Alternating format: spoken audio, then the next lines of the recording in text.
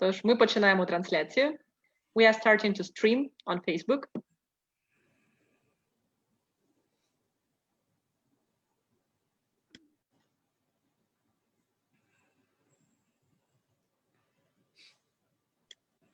Так, доброго вечора всім. Вітаю вас на нашій фінішній прямій, третьому дні Хакатону креативних стартапів. Звичайно, велике дякую Українському культурному фонду, який зробив це можливим у рамках проєкту International Creative Law and Business Studios, і завдяки якому 10 креативних українських стартапів, які ми відібрали з понад 50 заявок, які ми отримали, сьогодні будуть пітчити свої ідеї, презентувати їх як нашій аудиторії, так і, звичайно, нашим менторам. І вже за 2 години ми дізнаємося імена переможця або переможців, які отримають індивідуальні зустрічі та персональні консультації, можливо, нові можливості від наших чудових менторів, які в нас з Великої Британії, США, звичайно, України. Тож, друзі, бажаю вам всім удачі, ви дуже гарно попрацювали на цих вихідних. І суботу, і неділю по цілий день вони розбирали свої пічдеки, аналізували бізнес-моделі, навчилися тому, як готують стартапи у американських інкубаторах та акселераторах. І ми раді починати вже за декілька хвилин. Почнемо з першого стартапу. Тож, Дар'я, готуйтеся, будь ласка. Коротко про наш розклад. Кожен стартап матиме 5 хвилин, як кожний змагання з пітчингу вимагають, і рівно на 5 хвилин ваш піч буде перервано. Тож для кожної команди це додатковий челендж вкластися у таймлайн. Після цього ми матимемо окремі 3 хвилини для запитань від наших слухачів у Фейсбуці, також від аудиторії, яка присутня з нами у Zoom. І будемо переміщуватися до наступного стартапу. Тобто в нас буде таких 10 інтенсивних сесій пітчингу. І після цього ми оголосимо переможців разом з нашими менторами.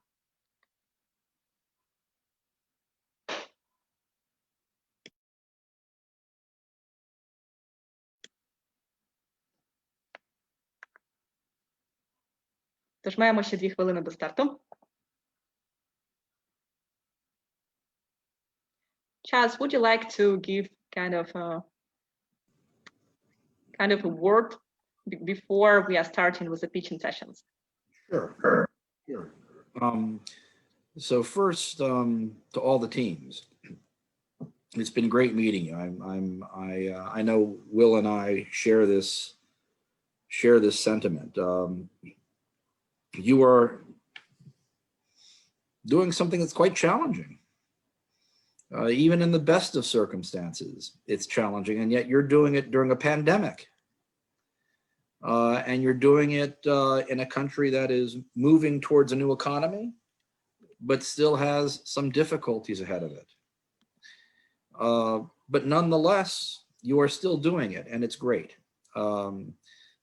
Working and talking with each of you, we have found that you are sort of insightful, I guess, is the way to think about it. You're thinking carefully about what your business is and what you want to do.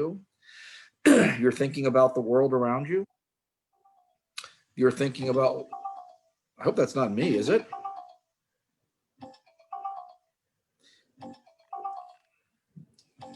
There we go. Very strange. I don't think that was me. But in any event, you're thinking about the world around you. And you're thinking about ways to improve it. And these are all valuable things. These are all things that will make you stronger as you continue to develop and work on your businesses. The ideas we saw were quite exciting.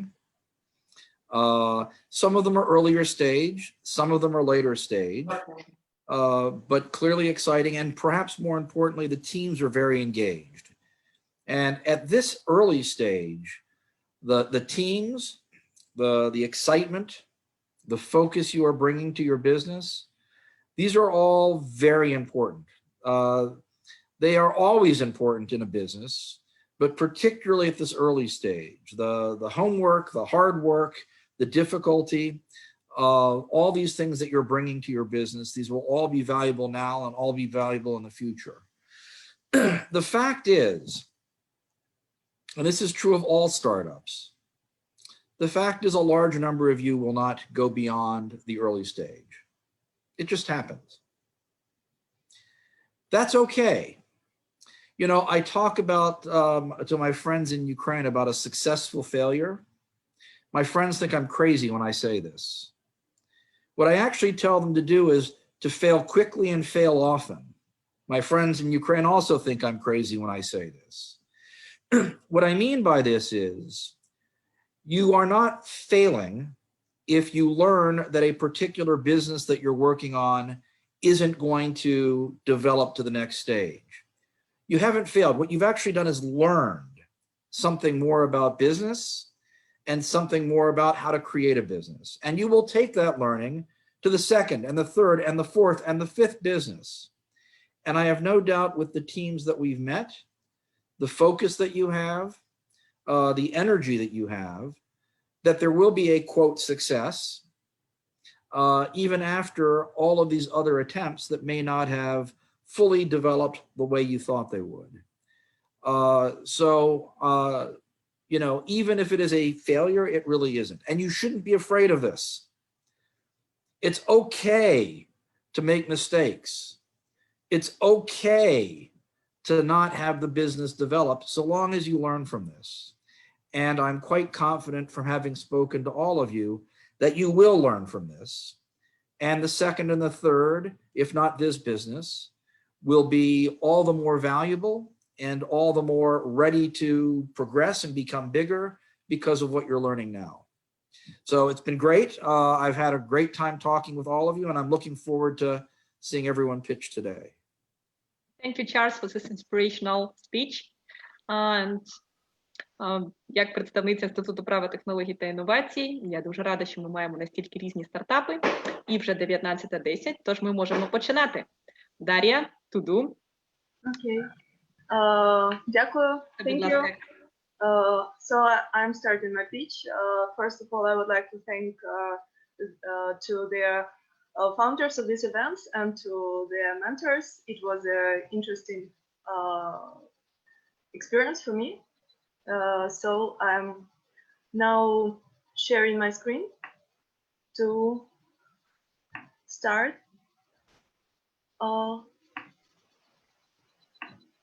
Is it okay? You see my screen? Yes. Yeah, yeah, we're good. Great. 5 minutes are starting now. Good luck.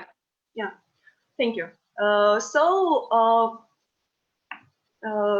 To do is idea of sustainable workspace network.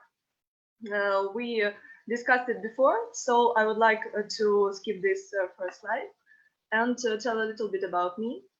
So I love exploring new restaurants and new cafes in the city, and I'm doing marketing communications. And so despite my job provides me a lot of flexibility, and I'm expecting more interesting emotions like connected with every project. But despite this, I usually find myself like kind of stuck a little bit in the same walls. So I came to this idea that city has a lot of unutilized spaces, so freelancers can use, and not only freelancers, but also independent workers, consultants, and people who need just to find a spot to work in the city. I think that remote work is blooming these days, but it requires some improvements. It's about, as I mentioned, not to stuck in the same work environment every day. We have co-working spaces in the city, but most of them are expensive, and it's kind of the same place every day as well. Also, we have some workers who need to move around the city and to find some spots to have a meeting or to do some urgent work task, and also business travelers who need kind of map where they can search for some preferable location. So I came to this idea that I can connect restaurants, cafes, hotels, and such kinds of venues with freelancers and create kind of catalog with filtering options where I can choose either I need a place for one person or for two, either I need socket, either I need Wi-Fi or not, and kind of this like filtering, and with a map included for me to find suitable space for me in some city district. I live in Kharkiv, and I'm happy to live here in terms of this project because the city is big and it's full of different restaurants and cafes, and there are a lot of workers, a lot of young people who is doing their projects, a lot of IT workers, and but unfortunately, as I've mentioned before, cafes, restaurants, and hotels are almost empty during business hours. So what is the interest of hospitality business owners? They can engage more customers, they can look busy and kind of look popular if there are some people who are working here and having some coffee, and having some informational support. So what the members get? They get a pre-booked place, Wi-Fi, free coffee, option to search for a quiet place for meeting, and I see it as an app with filtering and with a map to choose a convenient spot. So who is our customers? I already said.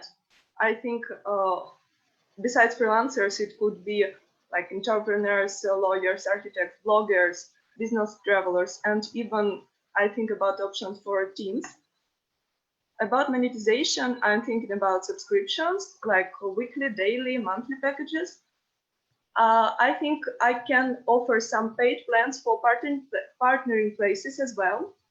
And this contact list I get, having people engaged in this platform, I can use for some B2B partnerships to offer some special products or goods or services to my list of customers. And the last about COVID impact. Besides, COVID has a lot of negative. 5 minutes. Okay. So I need to stop, yeah? Yes, so now we have 3 minutes for the questions. Okay. Так, у нас правила, які готують вас до справжніх змагань з пітчингу. Okay. Do we have questions on Facebook? Brilliant.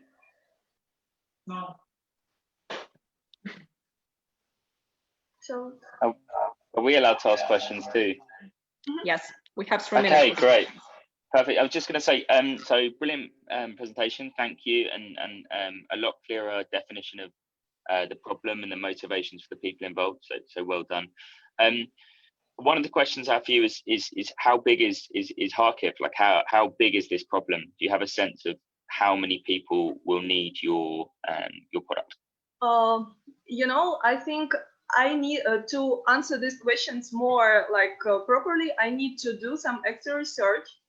But for now, according to my experience, Kharkiv is second big city in Ukraine, and we have more than 1 million people, and we have a lot of young people. Many students, Kharkiv is known as a student city, and many students live here after they finish university to work. And these are like young professionals, and then trying to do some business, trying to go into some IT industry, very popular. And I think, I don't know, regarding this, I feel like Kharkiv is a good sport for doing this. Okay. Great. So we have 1 minute more for the questions. Well, in that case, let me jump in. So to what extent, and again, I think this is a much more focused presentation than what we saw before. So I think congratulations for that. to what extent do you see this as continuing after COVID? Is this a COVID specific thing, or is this something that you see potentially sustaining after COVID? I think that COVID will have some impact anyway, but after COVID, what I see good is about this transforming of view to remote work, because a lot of companies who were very strict about coming to office are now feeling more flexible about this. So I think the option to move around, to do some work remote, will be more popular practice after COVID. And then I hope most places will be opened and freely to visit, like cafes and restaurants without any special restrictions. This remote work practice will still be here, so it will be like a double benefit. Thank you. Okay, thank you very much. Thank you, Daria, for your pitching presentation. And now we have Carbon Line. So, Alexandra, Olena, please join the stage. Зараз у нас буде пітчинг другого стартапу Carbon Line, тож запрошуємо Олександру та Олену до пітчингу.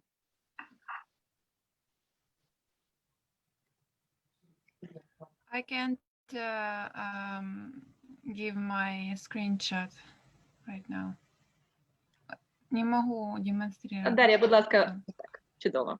Зараз можете. Так. Так. Is it seen or not? Yes, we can see a screen. So you have 5 minutes, Okay. starting from now. Okay. Hello, my name is Alex, and I am a curator and founder of Carbon Art Residency. Our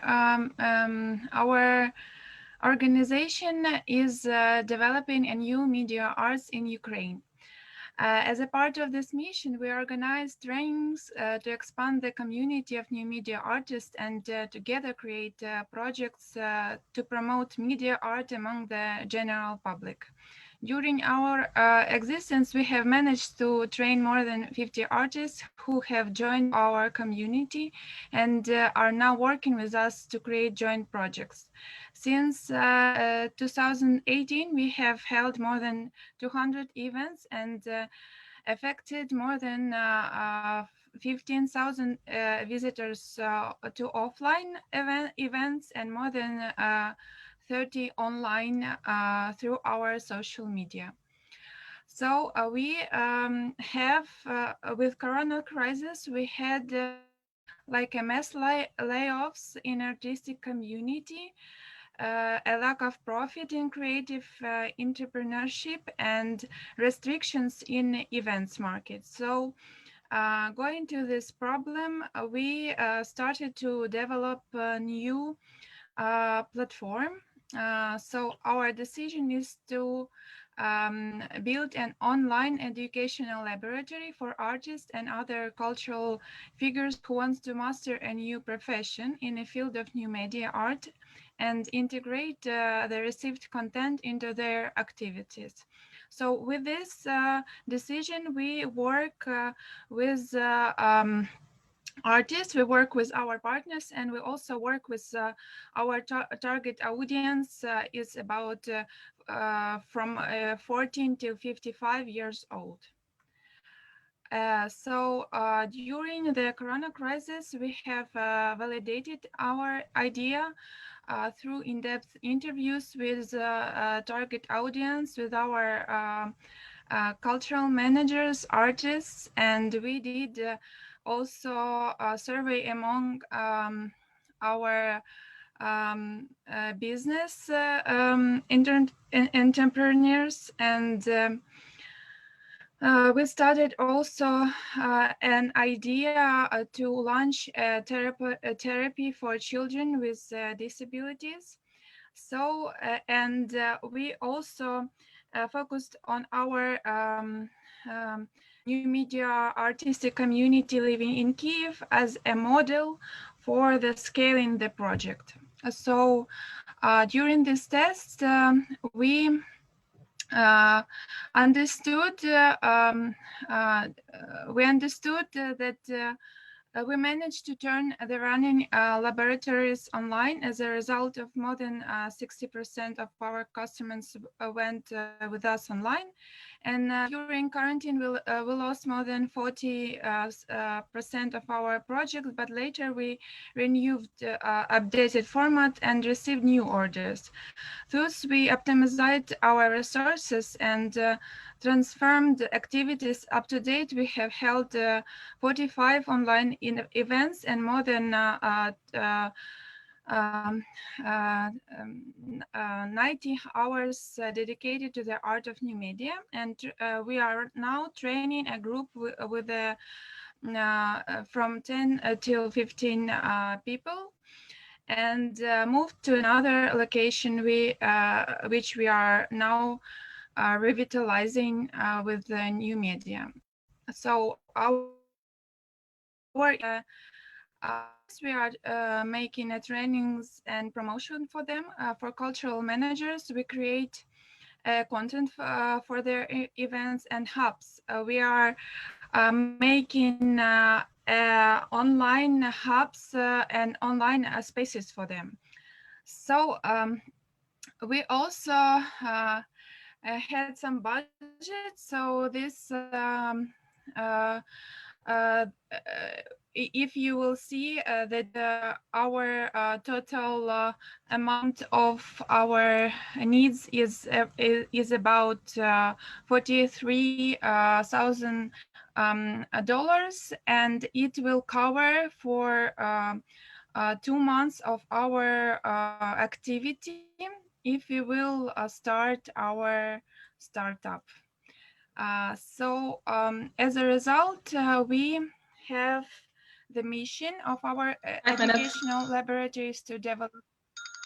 Yes, and thank you for your time and for your attention.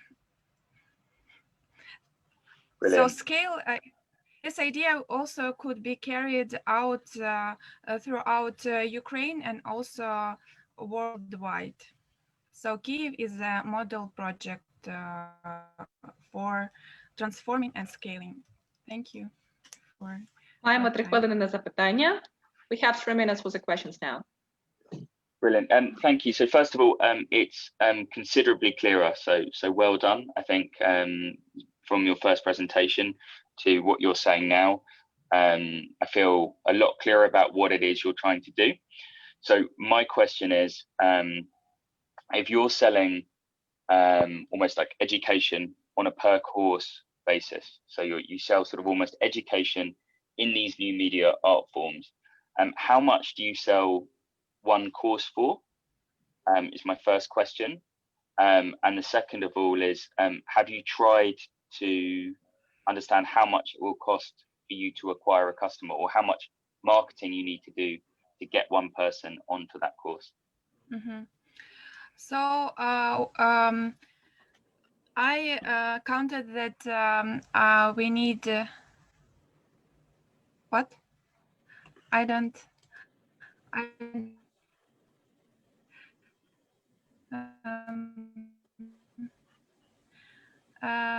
Okay. I didn't hear I'm sorry. Do you hear me? Yes, I can hear you. Okay. I'm sorry. So our in accountants we need to have 30 our artists and we could train them for a month, about 30 artists, and we can give them this opportunity for $200 only, and also an abonnement for our customers also could be $150 for visiting our events, and also we could start new spaces within our community and our website. So it also will cost some money, about $500 per project. So from this cost, we have such an amount of profit. Okay, so 30 people, $200 income per course, and it costs you $500 to create that course. Yeah? Yeah. Okay, and so then my next question is, how do you find the artists who go on that course? Like, how do they hear about you? We are so it's in a strategy. So we will work with the universities, artistic universities, and we will just give them an opportunity to catch up us online. We already had such an project with the architectural academy, so we have such an person. So you've got experience of it working, and it works. Brilliant. Yeah. Great. Cool, thank you. Thank you, Alexandra, for the presentation. Now we are moving for first of our fashion startups to Світла Волка Design. Світлана, please join us. Yeah. Ми переходимо до нашого першого стартапу зі сфери фешн. Тож зараз Світлана буде презентувати Світла Волка Design. Так, хвилиночку, демонстрація.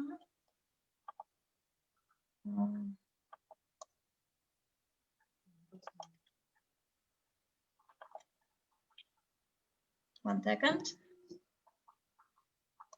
І 5 подачі. So, hello. My name is Svitla Volka, and I am a fashion designer and founder of eco-sustainable transformer clothes brand, and we make linen clothes. And I think almost everybody knows that old kind of fashion is a horrible industry with their second place in the world in the terms of pollution, with slave labor and many different other bad things. So we decided to work with certificated linen on our current stage, because the linen, the production of linen do not make great damage to the planet, and the linen helps our customers to feel comfortable with their active lifestyles. And also we make transformer clothes, because on the one hand, transformer clothes help us to use resource only for one garment and have many different design decisions. And on the other hand, our customers can express their art through our clothes, and they can look unique using only one garment every day. And we are really small Ukrainian business today, and but you can see here our Ukrainian customers. There are social activists, scientists, artists, and cultural activists well known in Ukraine. And we noticed from our sellings that our main market is the USA today, and we got only 2 agreements from our USA customers to present them for you, but you can see here the first Ian Ruiz. He wins the Grand Prix award in contemporary ballet, and the second is Tanya Khodakivska, film director. And do you recognize the Mickey Rourke? Hugs our Tanya. And I hope in our some next meeting I will be able to show you more of our customers in USA who are also very strong persons, like lawyers, poets, and people who write the music. So as you see, our customers is really intelligent and creative people who want to be engaged in ethical activism, also through their consuming. And our position, our social responsibility, all that we want, that we made, and how we built our business, make us like their confederates. And we work only with the local Ukrainian factories to produce our clothes. We make sure that everyone is satisfied working with us. Also, the people who make the fabrics we work with in other countries. So it's our social responsibility way. And about our audience, our main social media channel is Pinterest. You can see here the statistic, and Pinterest is the most useful and most good working sales channel in the USA, we know. And our competitive advantage is that we concentrate all three in one. Modern fashion trends like sustainability, genderless, and avant-garde feature, transforming clothes in one. And so it's important, it is new. Our next steps is to build our own site, to concentrate our own community. And we think that new generation build our future today, new young generation, and we are so happy that we can collaborate with Spotify and make innovative decisions. And our second step is that we going to make other connected social responsible business. 5 minutes. Yeah, thank you. A little bit information was. No, thank you. So you sold 7K. Well, for a start, congratulations on your sales. But if I get it right, the average garment price is $120. Is that fair? $150. What on one garment, or what do you? Yeah, ask? one garment, or one of your average order value is $120. Average 150. $150. Okay, sorry, apologies. Maybe I got the figures down. Recording them wrong. How much does it cost you to produce those garments? Like $40. Okay, great. That's a good margin. And then how much does it cost you to acquire your customer? Like how much does it cost you to, through Pinterest, or do you spend any money on advertising at the moment? 100 for all time. Okay. I don't know how to make Yeah, no worries. Well, if you've had 58 orders and you've spent $100 getting those 58 orders, you could argue that it's close to $1.88, but it's more organic. That's really helpful. So I guess my biggest question was, how are you going to grow your customer base? Because it seems like you've got great products and great testimonials. How are you going to generate more sales? I think when we will have the site, we can start with advertising, and we can analyze all the target, because when we work with the Etsy, we have very few little information about our customers. But when we will see more complicated information, we can work on it and grow our community. Yeah. And I think the work with our current customers that live here can help us, because we just not pay attention on it. Like, we love them, but we don't use them. We don't make them. Okay, brilliant. And I just want to say the presentation was a lot clearer this time. So well done. Yeah, it was a very good presentation. Thank you. Thank you. Let me just quickly second that. This is the first time you've done this kind of a pitch, right before it was a video. So this is great. And it's much more consistent with a business pitch rather than the video, which was more, a story of your life type of thing. No, so very good. How long have you been doing this? This pitch? No. Design and sales. The sales of these, the dress and the skirts. How long have you been selling these? I started on Etsy in October last year. Okay. And it wasn't the season because the most part of my clothes is the summer, spring clothes. Right. So, yeah, well, I noticed if you look at your Etsy sales, they peak in August and then they drop.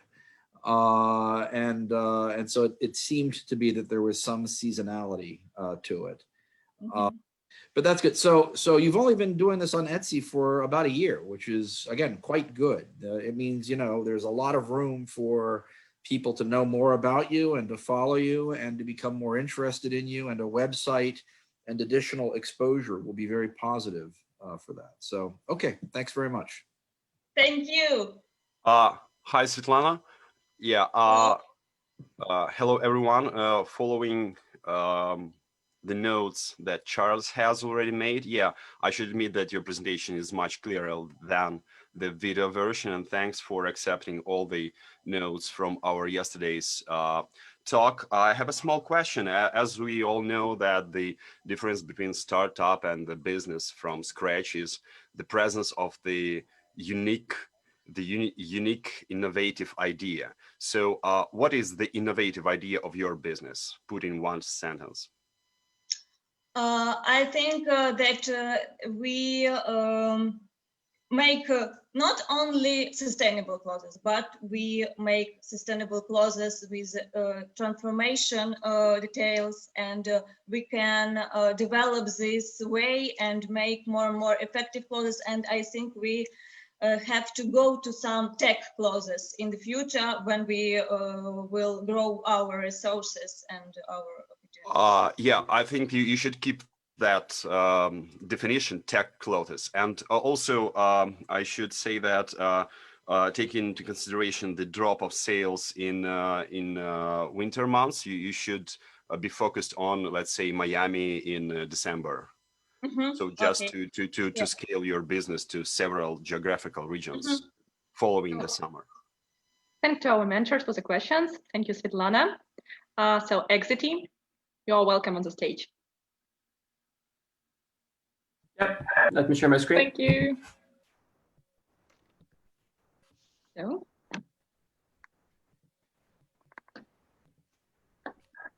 your 5 minutes start now. Okay, so hi everyone. My name is Emily and I'm here to present the Exity solution. So we are on a mission to enable communities to enhance emergency services through efficient communication. And our adventure started about 10 months ago when, in fact, we were approached by the Dutch Institute for Physical Safety, who came to us with a problem that they estimated to be nationwide, and they wondered if we could help them solve it.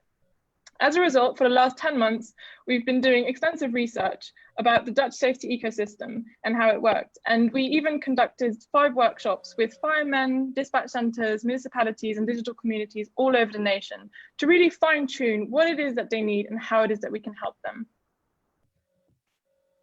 Next slide. Yes. So although we found that according to the regions they were in, they had few different needs, they all seem to come together on one thing, and that is that they wanted a better way of sharing data in emergency situations. So we were very shocked to find out that today most of this information goes through one phone call to the emergency line, and every single person we spoke to said that this just wasn't enough. So after speaking to The Hague, Rotterdam, Drenthe, and Amsterdam, we concluded that they wanted 2 things. 1, they wanted better situational assessment of emergency situations, and 2 is that they wanted a better way of alerting people directly about incidents that directly affect them. Yes. So we established that the communication is broken between emergency services and citizens. So Exity would actually like to be the glue to fix this.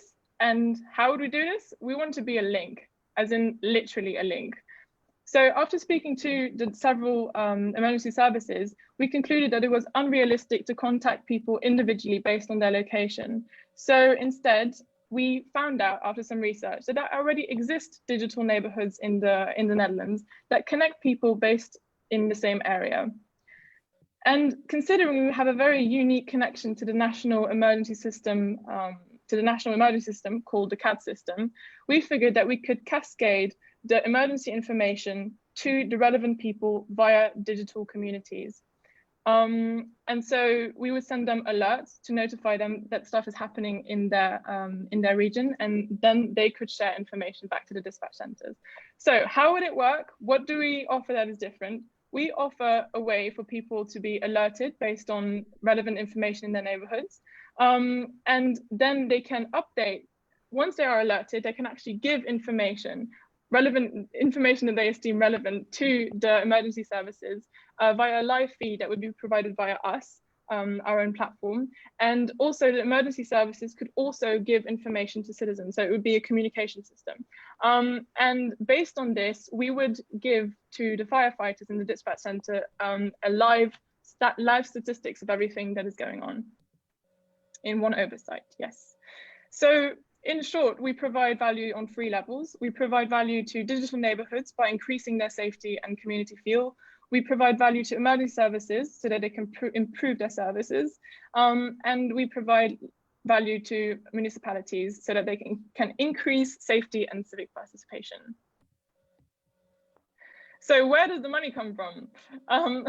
We figured we have already actually have a special partnership with the The Hague Dispatch Center, who was prepared to pilot our solution and pay for it. So we would get money from dispatch centers because we will analyze data, we will alert citizens in a special way that doesn't happen yet, and we would also offer insights from the people.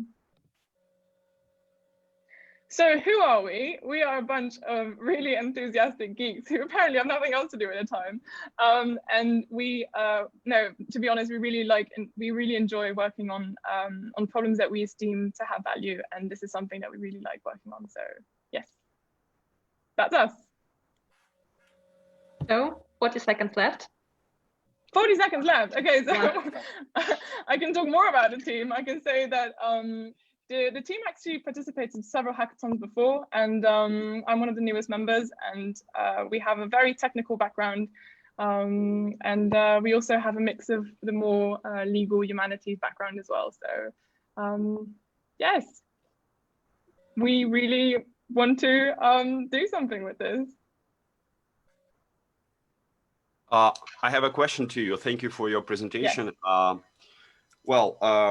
As soon as you're taking part in the Ukrainian-based hackathon, and I'm pretty sure that with respect to its organizers, you especially having as well Ukrainians in your board member, I mean, among the founders, you should have a thought of how this startup could be implemented into Ukrainian realities. I mean, into Ukrainian legislation system, so to serve to Ukrainian people. So have you thought of that? Yeah, let me cover that part. So basically, I did have a few interviews with dispatch centers in Ukraine. So far, they don't have enough technical scalability in order to apply the solutions. If I compare the Germans, Austrians, Belgium, or Dutch one, they can apply the solution on more basic level, as it requires also some technical, let's say, specification at dispatch centers, which are currently not existing in Ukraine and so on. So in the private dispatch centers, they are existing, but in the public one, unfortunately, they're still on very, very basic level. Thank you. Yeah, that's so I can make a kind of conclusion that currently it's not scalable to Ukraine.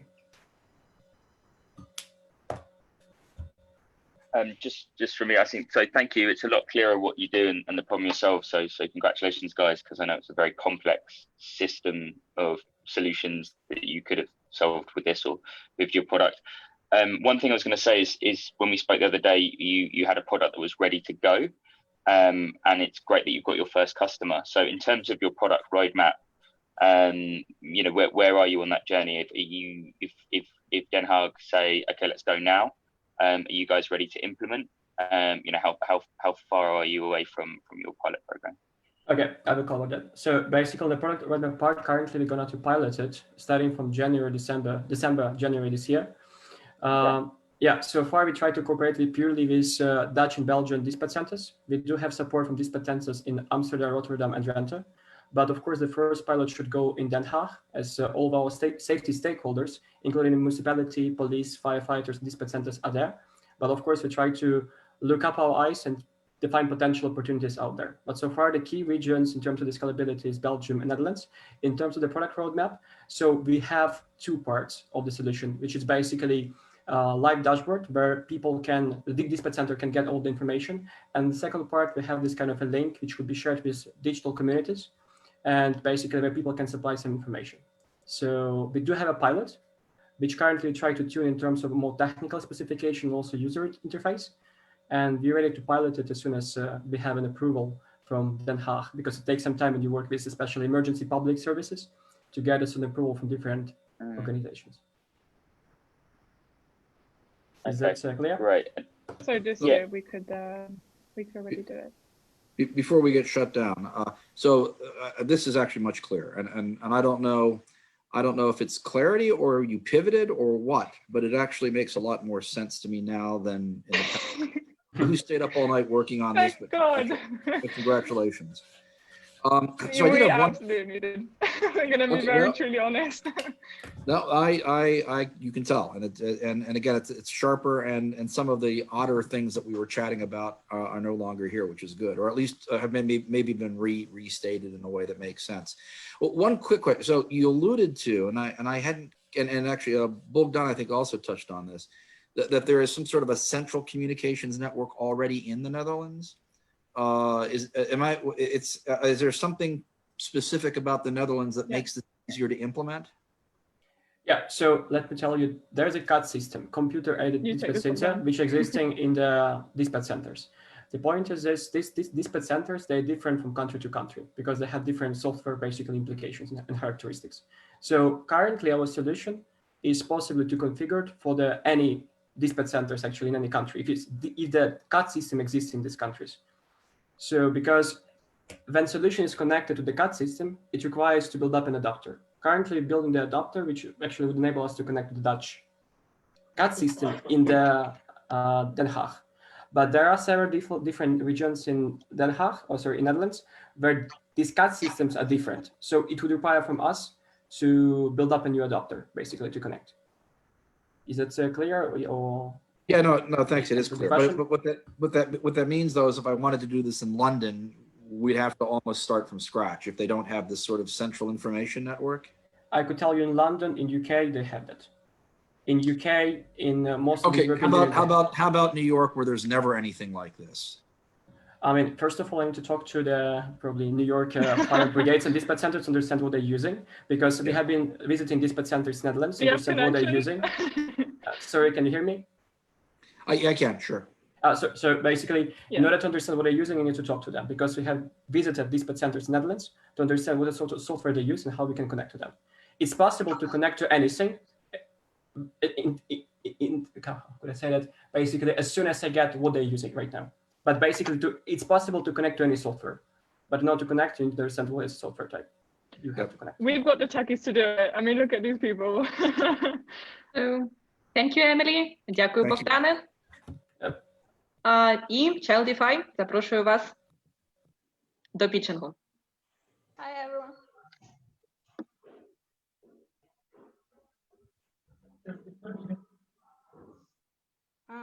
Can you see presentation? Так, ми бачимо. Будь ласка, почніть демонстрацію слайдів. Yes. І 5 хвилин почалися. Okay, so I'm going to tell you about Childify.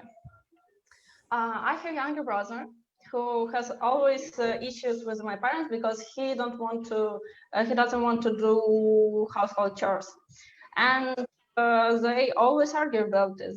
And I believe it's not only in my family; it's all around the world. So the problem is indifference to household chores. And we believe it's not only because of lack of motivation in everyday tasks, like nobody wants to do them, but it's because of lack of clear reward system. So our solution is a platform which interests children in doing household chores by turning the process into a game with an understandable reward system. So basically we propose children's interest for parents and an understandable reward system for children. What are the benefits we can propose? First of all, it's financial literacy. children will learn about finances from once they are very young, so they won't have any problems when they will be adult. Encourage self-development. They will be motivated to do more. Learn concept of work. They will need to learn about it anyway, and the earlier they will do it, the better it is. And of course, responsibility and independence. They will be able to do those tasks once they will be adult. So having this idea, we created prototype and tested it in 27 families. And what we saw was that parents were interested in using it. And what is really more important, children were interested in using it too. So we created web application, and here how it works. On the left screen, you can see font for parents, and on the left one for children. They create their accounts, then connect to family, or create a new one. Then parents create tasks in application, and the children are able to get this task. Then they do them. Parents confirm that the tasks are actually done, and children receive their points. After them, parents can create prizes, and children can get rewards in exchange for points. That's how it works. So about market. In Ukraine, we have 2.5 million families with children 6 to 14 years old. This is our target audience. And yes, we have an open issue about is it okay to give children money, to give them prizes for doing household chores. But actually we saw in discussions a lot of parents who support this idea.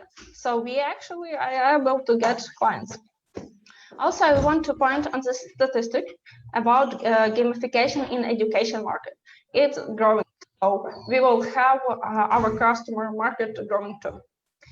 We propose pay subscription for $4 a month for a whole family. Also, after talking with mentors, we also consider to connect with shops and sell their products for children in our application and have money for each purchase. Competitors. We have actually a lot of competitors like Our Home, Smart Application, Homey App, and so on. But the main disadvantages is that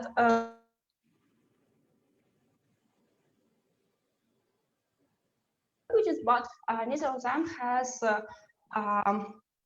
Ukrainian or Russian languages. Like these languages are used in Ukraine. So in Ukraine, we basically have only one competitor. It's oral agreement between children and parents, and it's not without its flaws. Parents forgive to buy prizes, children forgive to do tasks, and so on. Our team is 5 IT students who have previously worked a lot on other projects together. So we are going to together start the startup too. We already found idea, we created prototype, and now we're in process of MVP and alpha testing. Then in 2 months, we are going to alpha test our application and then take this version 1 to market. Thanks for that. So perfect timing. You have just 5 seconds left. Yay.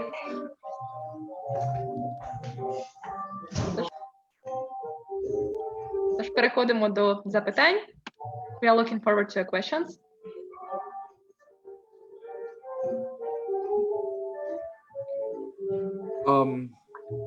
It's Chuck. The piano music is great, but whoever is playing it, Okay, I'm going to change location a bit. Oh, it's where you are. Oh, okay. Well, then Yeah. we can have piano music while we're asking questions. Okay. So, and we talked briefly about this before. So there are many of these types of platforms around the world, and one of the things you're thinking that will make you unique is that you will do it in, Ukrainian and Russian, I suppose. Beyond simply encouraging people to do their homework or take out the garbage or clean their room. Do you have any other goals for this this platform? Is there anything else that you would think? Sorry, I lost you. Can you hear me? I can't hear you. Have some internet issues. Yeah, can you hear me now? Yeah, right. So I'm saying, beyond paying children to do homework, are there any other educational or other goals that you have for Childify? We talked about budgeting, for example, or learning finance or things like this. Yeah, right. As we said about benefits, like at this point will be like real money, like it's kind of similar. So if your parents don't want to give exactly money to children, they will learn about finances using this point, because it's like the same system. Right. Also, if parents want to give real money, because it can help them to understand finances even more, they can do it through our application, or they can get prizes like toys. Okay, so you'll have the option then. It sounds like there's going to be a menu, and I can choose cash, I can choose toys, or some combination even of this. Yeah. Right, and if I understand correctly, you're also about to launch this, right? Yeah, right. 30 families, I think, from your old elementary school. Yeah, and we are going to find more families, so we will. Yeah. Well, great. Congratulations. Thank you. So thank you, Childify, for your presentation. Yeah, I have 1 minute and one question. Let's question / proposal. I would not divide your competitors between Ukrainian and international, because I truly believe that you should rescale to the international world. So you should start thinking about your competitors from the very beginning in an international scale. Yeah, that's it. we agree with you. Because actually, an oral agreement can be a competitor. A laziness can be a competitor, but an oral agreement, no. And as soon as you are willing to receive money from international investors, you should think more globally, and you have all to do that. I mean, all capabilities. Yeah. Yeah. Right. Thank you and good luck. Let's see. Так, дякуємо. AR My Art, запрошуємо вас. Ви наступні. Okay. Hi everyone, nice to see you again. And today is my presentation. Am I have good sound? Yeah, we can hear you. Okay. So my name is Vera DG, and I present here my idea about AR My Art. During the hackathon, working with my mentors, my idea have changed and transformed to the next one. And now we have the art center. Vera, I'm sorry. Can you please do the full screen presentation? Full screen? Yeah, now we can see your browser. Yeah, but how can I make it? Like this? Yeah, exactly. So now we have the art center.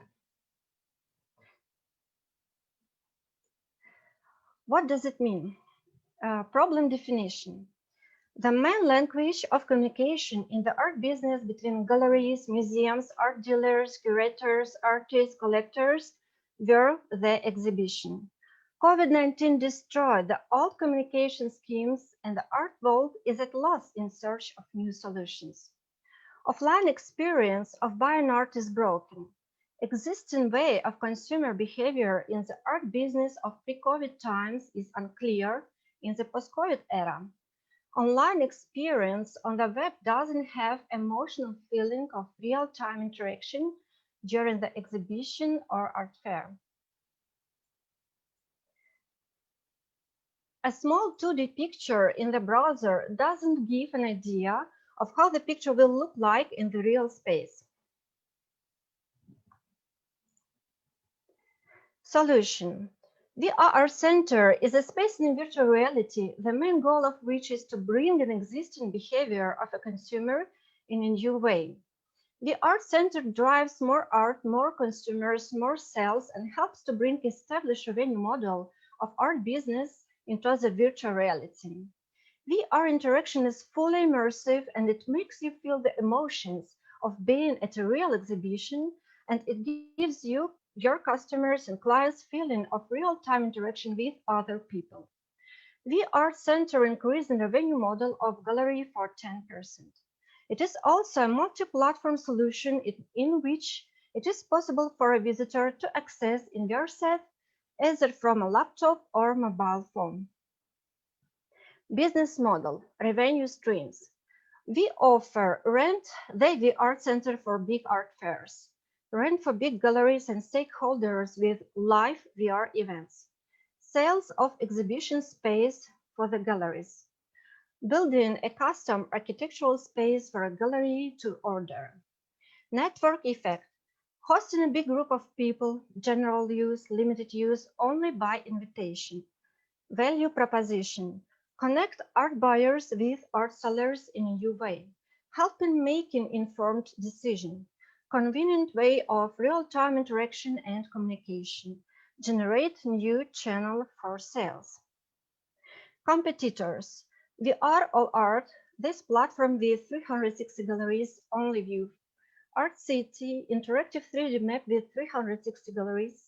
Infinite Art Museums, museum, only view art, temporary exhibition, no sales. The VR museums of fine art on Steam, only VR to explore. The art virtual art galleries, only application, no sales channel at this moment at least. Argate VR, only for Oculus, and some more. What is our advantages? We offer multi-platform VR, AR, laptop, phone, fully immersive existence, generate sales. We build network, and our space possible to rent for live events. This is our team, the Spark XR. Thank you for your attention. Hi, maybe the first one, please. Yeah, so Vera, you have the whole minute left, so we can proceed with the questions if you want. We can discuss. First one. Okay, yeah, I'll be the first one. Vera, thank you for your presentation. I remember it from yesterday's pitch, and you speak much more convenient. Thank you for that. Yet I have to focus on two moments. So yesterday there were three girls, three co-founders, and now you're talking alone, but you said, let me show you my presentation. Let me show you my idea. My idea is in that. So please tell us, are you the only founder and the only owner, let's say the creator of the idea? Because co-founding means being a unit, being no. you know, we are only we are. Sorry, I haven't finished. Yeah. So one of the biggest problems of all the startups which fail are the misunderstandings between the co-founders, because they are not friendly with each other. So I believe you meant your presentation and your idea, not my presentation, my idea. That's the first note. And the second one, when you speak about competitors, maybe I'm wrong, but it seems to me that I could enumerate 10 more. I mean, it seems to me that you have chosen those competitors who do not have the sales channels. Because I could enumerate you 10 more startups in your area who could be your future competitors who do have sales channels. So haven't you been focusing on them for, have you just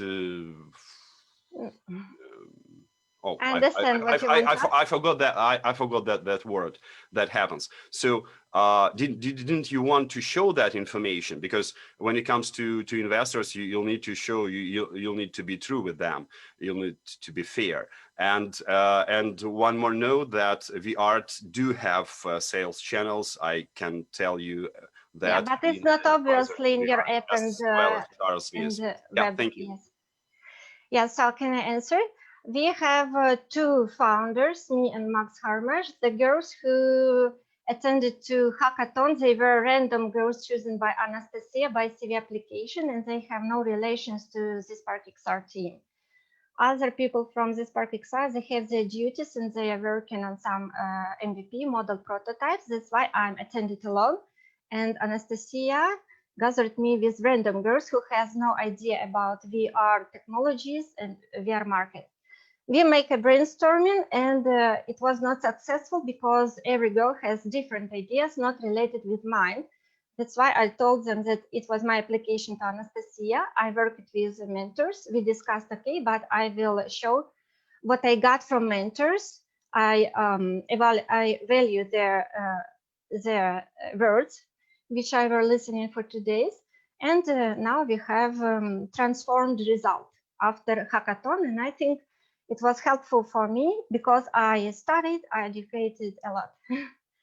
About second question, probably because I didn't take it as a real preparation for pitch deck, as we must do for real pitch deck in front of let's say a startup center, when we have 2 months to prepare, discover all competitors. Actually, I didn't have enough time to discover all competitors, just Google top 10. And for me, not was obviously, do they have sales channels or not, because it is not written on their website. Maybe if I want to know more, I need to contact their directors via email to discuss, but I didn't have enough time to make a full competitor research. And yes. So Vera, let me jump in. It is initial idea of the hackathon that you are joined by some people, and it's not just random people. You got the CV, so you got the connection even before the hackathon started. And in general, it's the main idea that you are, every time you pitch, it's your pitch. It's not kind of, that's what I was personally also told by Charles when we were in the EO business incubator. So every time you pitch, it's exactly the time you pitch, not kind of just a training. So thank you very much for your presentation. And we are moving forward to Mom for Mom. Actually, before you go, just one real, what is the relationship between SparkXR and AR My Art? Is it two separate? Second on that question. Yeah. Actually, AR My Art was chosen as a random idea for hackathon as a possibility to explore fast the idea, because it is on the top of the ocean or on the top of the big mountain. But the main problem of our business is what we were telling, and I was surprised when you and William noticed that it is not AR My Art, it is not the problem of art market, but problem is immersive, emotional, real-time interaction, and that's what we are working with my team exactly. Yes. Actually, Vera, and this is true in general, and then we can move on, but it's quite common in Ukraine for people to wear many hats. I am company A, and I do company B, and I have some work with company C, and I have startup company D. And for investors, particularly outside Ukraine, it's very confusing. Because if I'm investing in VR My Art, but you are SparkXR, I don't know who's doing what and where. So, it's something that, and this is true in general, this is not just you, Vera, I mean, this is something I see many times. I mean that in general, I'm a multi-faced artist. I can do every style in visual art, from airbrushing on the cars, fresco paintings. Understood. That's why I bring my personality to startups as well. And because this is one direction, VR, XR, this is very close, very near. Sure. So What I'm saying is when you are pitching company A, it should be company A. I understand there might be B, C, and D, but as soon as you say I am pitching company A, oh, but by the way, the team is the team from B, and my work is from C, it gets very confusing for me. Investors want very simple organizational structures. And again, this is true not just, I'm not simply mentioning this with Vera. I see this many times. So it's something that if you are doing a startup, many of you have many different projects. Understand, having many different projects for an investor can be bad. I would much rather you are focused on one thing and doing it well instead of focusing on 10 things. So it's just a general comment for people to be sensitive about. Okay, thank you. Тож дякуємо, Віро, за вашу презентацію. Ми дуже раді, що в нас є як стартапи зі сфери фешн, так і арт-тек стартапи. І, звичайно, переходимо до Mom for Mom. Тож, Артеме, будь ласка, підключайтеся. Hey guys, nice to see you here. Thank you for this chance to show my pitch. One moment and I'll be ready.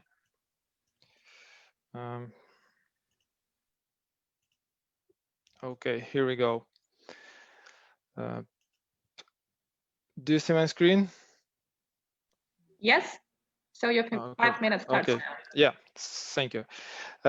As I mentioned, we are going to create a platform where moms can find jobs, learning resources, and help moms to return to work after maternity leave to aftercare. And at the same time, business will find a contractor for work or short task. At the same time, they are able to improve their branding, customer acquisition, retention, and increase employee and community loyalty. Who we are? We are two mom and dad. We're a couple. We have a little boy, and my wife gave me this idea, and I decided to develop it.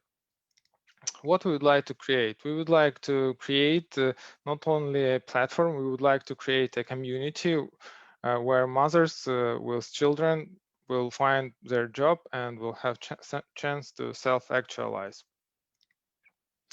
Our vision is to provide women with more opportunities to improve their life. We believe that improving their life, women will be able to improve lives of their families and their children and the whole society.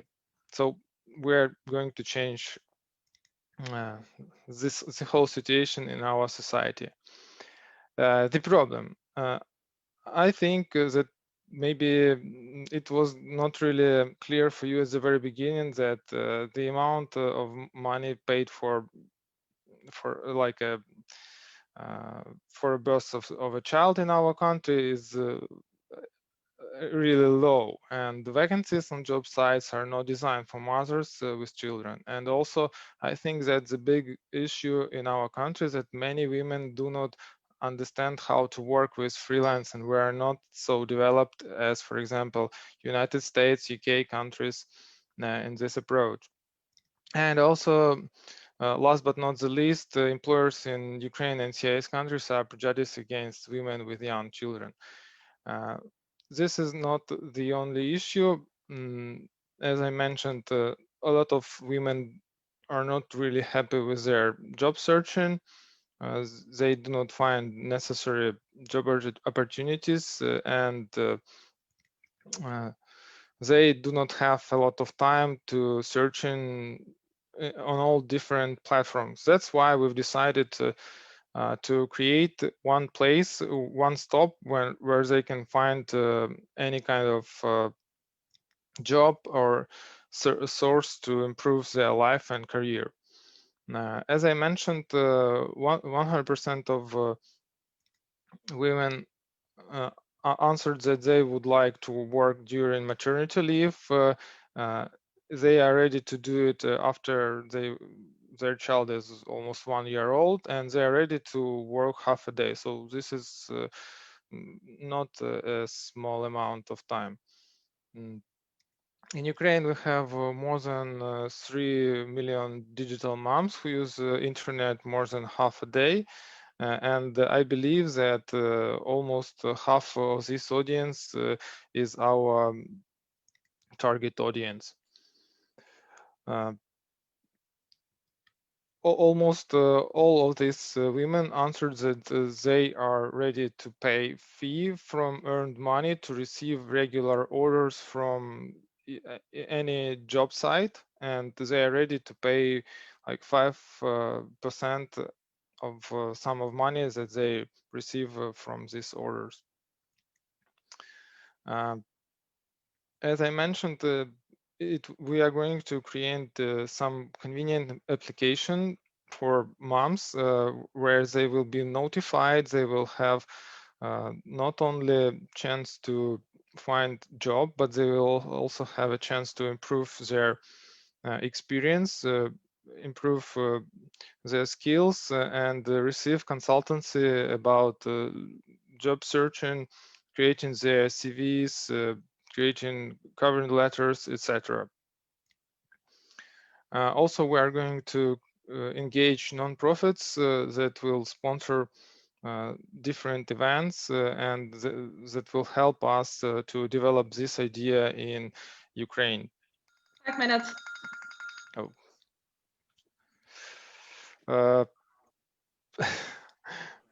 I don't know.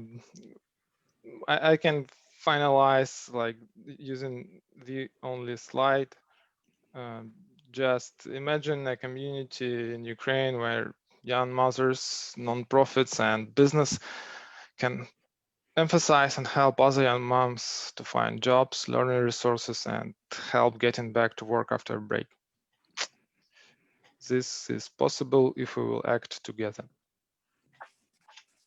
Brilliant. Brilliant, thank you.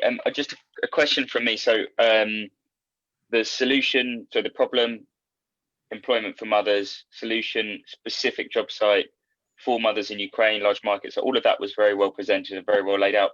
But in terms of the people actually hiring mothers, why would they hire mothers? What skills are they hiring mothers for? How are you going to find people to create the demand on your platform? We're going to engage responsible business that would like to create a loyal community. Also, we're going to work with corporate social responsibility managers, and I know that this kind of part of business, social responsible business, is booming in Ukraine. Everybody are trying to be like transparent, especially in IT world. And as I know, a lot of companies are hiring freelancers, and this is really a big trend in Ukraine. Ukraine contributes in the top 5 countries in terms of growth of the freelance industry, according to Pioneer. And the freelancing industry showed an increase of 27% in both transactions and volumes in Ukraine last year. Right, thank you.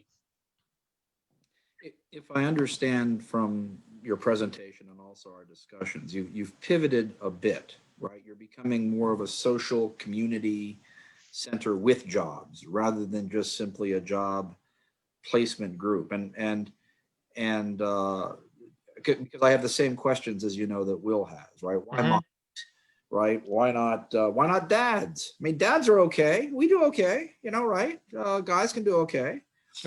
In Ukraine, we have masculine society, and I believe that women need more help because they have more difficulties to find a job and to self-actualize after break. And Artem, that is a great social rationale for the community. But as an employer, I want the best employees, and it's not as clear to me that focus is here, right? In other words, if I'm hiring somebody, I might hire a mom because I think it's the socially responsible thing to do, and there's an argument for this. Right? People might be prepared to do this. On the other hand, I might be more interested in going to a freelancer's site and just finding the best person. Yeah, sure. But right. At the same time, as I mentioned, almost 50% of these freelancers in Ukraine are women. And I believe that not like a half, but maybe 20% of them are women with children. So I think that already some part of these freelancers are women with children, and they're like high profile specialists, but maybe this resource will be like, as I mentioned, one one place where all these women can find their job, and they will be sure that they will find necessary information. Right. And I think, again, all that is fine. And I understand the social rationale. The thing is, right, and it's not to say that it's the exclusion of what you're doing, but there are already, and you had just gotten to your competition page, but I mean, everyone knows, beyond that, including just lots of startups that are existing that are not on your competition page, there are lots of freelancer platforms. And so the question again would be, from an employer perspective, why moms? The question from a mom's perspective is there something that is particularly valuable? In other words, maybe I can join your site, learn about resumes, but in fact, I will be hired off of a different platform because that other platform happens to have more employers, maybe a broader range of jobs. So that was me. I'm not questioning the social impact of what you're doing and the rationale behind it. I think you have to balance that a little bit more with kind of the business incentives of employers and also the moms. I think that we can create some kind of hooks, for example, some kind of regular recipes from popular like people or something that moms will be interested in. And as I mentioned, I would like to create not only like jobs, but also some consultancy services, some interesting information, and to make it like really high quality project with interesting information, with interesting facts, with like we have the same niche solution for IT companies in Ukraine. It names Happy Monday. And I also contacted their CEO, and I would like to create some special project together with her. And tomorrow at 10, I will have a call and we will discuss how we can help each other. Yeah. Anastasia, may I ask Artem a very small question? Okay. As far as I understand, your business partner, I mean, the co-owner, the co-founder is your wife. So yep. The question is, have you already established another legal entity besides your marriage? And who will be the owner of the trademark? Because it's very important for an investor to understand that they, I believe my question doesn't sound offensive. Yeah, it's okay, really. It's not offensive. Thank you for the question. Right now, I do not have a legal entity. I have just like entrepreneurship entity in Ukraine, like фізична особа підприємець, and that's about it. But I think that my next steps will be to understand more about legislation, about taxes, and about these issues. But right now I was more concentrated in creating the product and taking part in Incubator 1991 Mariupol, and also I've took part in this hackathon, so it was a lot of things to do. Yeah, thank you. I wish you good luck, you and your family. Yeah, that's thank you. Cool. So we are moving from social tech to fashion tech again. Thank you, guys. Thank you for your time. Have a nice day. Bye. Thank you, Artem. Good luck. So we are moving to Closify. Girls, you're welcome. Yeah, 1 second.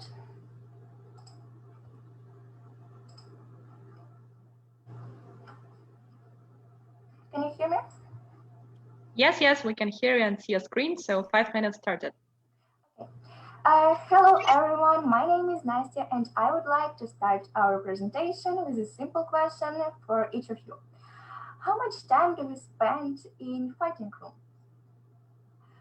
Well, I'm not talking about the girls, but I think in your head, your answer is about the average time. It is 5-8 minutes, right? It is more time than we spend for drinking coffee. If you try, for example, 5 items in 5 hours, you will spend 2.5 hours. In 2 hours, you will reach Ivano-Frankivsk from Lviv. You can say, okay, Nastya, you can buy clothes online. Yeah, actually, I can. But the last time I saw a beautiful long dress on the model and ordered it, I got much shorter than it was on photo. And if I could talk to myself, I would say, I have a perfect solution for you, Nastya.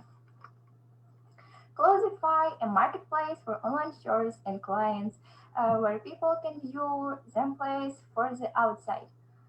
With these 4 steps, you will get your perfect dress. Scan your body, make your 3D model, try clothes on, and order things you wrote. You can use Clothify in 3 different ways.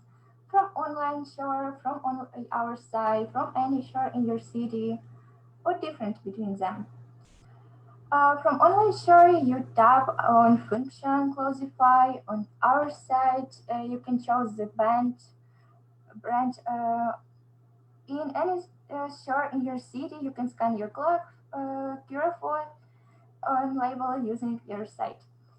And then you do the same algorithm to always.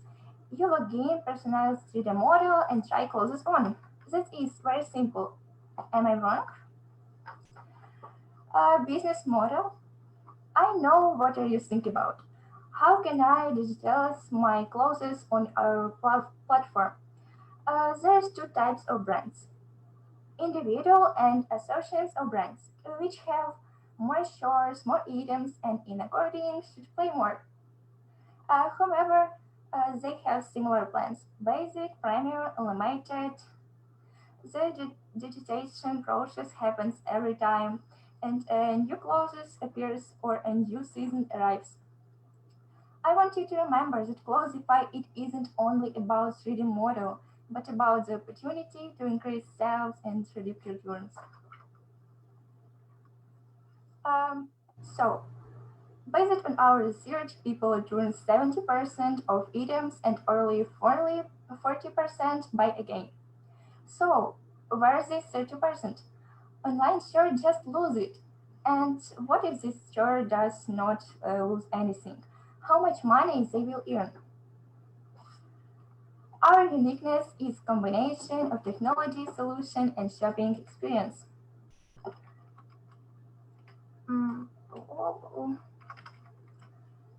Clothify go out of frames typical technologies. In our startup, we will develop shopping experience from start to end.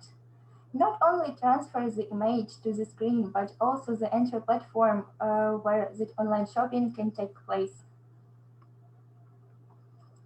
Our team. We are a little family of creative people who believe that can solve a global problem. We are open-minded and ready to change the world because we are the people who think out of frames. We can organize our work, solve problems, make research, do everything for yesterday and program and be creative. Use Clothify and emphasize your uniqueness. I really don't want to say the praise, that's all, because this is just the beginning. So just thank you for your attention. So cool, we have 30 seconds left. I think that's also. Any questions? Great, so we can move to questions. So thank you for the presentation. Just a quick one. So if I'm a fashion retailer, so I'm someone who makes clothes, how do I interact with what you're doing?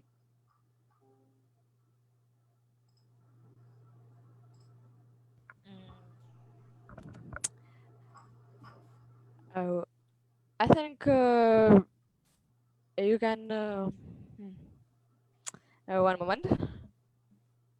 As a retailer, you can also call us, and if you don't know what we do, we are making 3D model, and you can also put your clothes in it. Yeah. So making that 3D model, how much does it cost for one item of clothing for your 3D model? if you ask about one model of clothes, we don't know about money, how much will it cost, because it is modeling. It's a hard process, but I think we will fix it in our budget and know then how much we need to spend on it. Okay, brilliant. Thanks, Roy. Give the other people a chance to ask questions. Yeah. Thanks for the answer. Thank you, William. Thank you. Thank you, girls. So as far as I understand, you've improved your presentation since yesterday a lot, and you made an accent on, I mean, you put a stress on the visual representation of your visual and sound representation of your pitch, which is good, though I have three quite important to me items. First, as soon as you put all your strengths to your presentation, it should be polished well. So the first, when you say about business model, you haven't enumerated any. You say just plans. But as we know, the types of the business models are, I mean, sales, subscription, advertising, direct investment, and management fees. So you should say that it's subscription or sales or whatever. I think, I mean, in your case, it's subscription, and in several items, management, sales. The second thing is when you say about on the page of competitors, you haven't enumerated any, though you haven't even said, I mean, neither enumerated any competitors nor saying we do not have any. You just put the phrase which I mean, a bit doesn't make not doesn't make sense, but it's not connected to competitors as investors would like to hear from you. So, and the last one is the team page. So for 6 beautiful portraits, but I being an investor, I mean, if I were an investor, I would require some information about the responsibilities of each of the team. I mean, about their level of competence, who is responsible for what, because you are not the Spice Girls, I mean, which is only photos and that's all what's needed. So I mean, and the voice and talent, but you're the co-founder, so you need to put your levels of competence. Thank you and good luck. Yeah, I like you. Thank you very much. Thank you. Great. So thank you for the presentation. We are moving to the third startup, which deals with AR, namely AR excursions. So Anton, please unmute yourself. Okay, let's start it.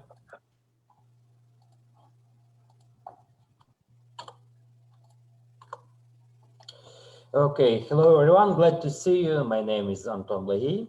I am presenting to you the project mobile application AR excursion. Thousands of cultural monuments are lost every year in every city of the world. Each new epoch destroys the monuments of the past, builds new ones. There are a huge number of the priceless architecture and monuments which are lost forever. We can only imagine how the city could have looked like in the past and now by watching old photos and postcards. All tours about what happened in the past are the same. The guide simply tells you what happened before. Sometimes he can show old photos. Instead, it's possible to fix it. You can literally see and hear what the city was like 500 years ago, 1,000 years ago. Also, your guide will be a prominent person who changed the course of history with their actions. How does it work? With augmented reality. This technology analyzes the environment and mixes it with special content in real time. All you need is a smartphone and an application. It's a demo version of application.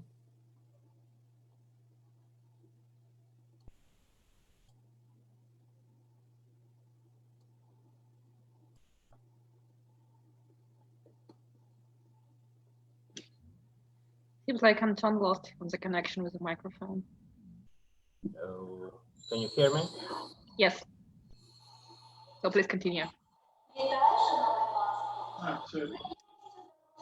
It's a demo version. Okay, let's next. Become a participant of those events. Complete tasks inside the application. Pass a quest. based on local history.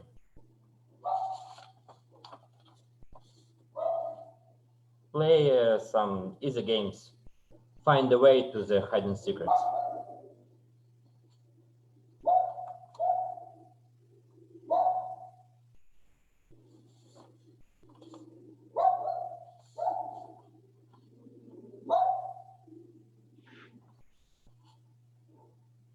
And we found a secret. Something like that.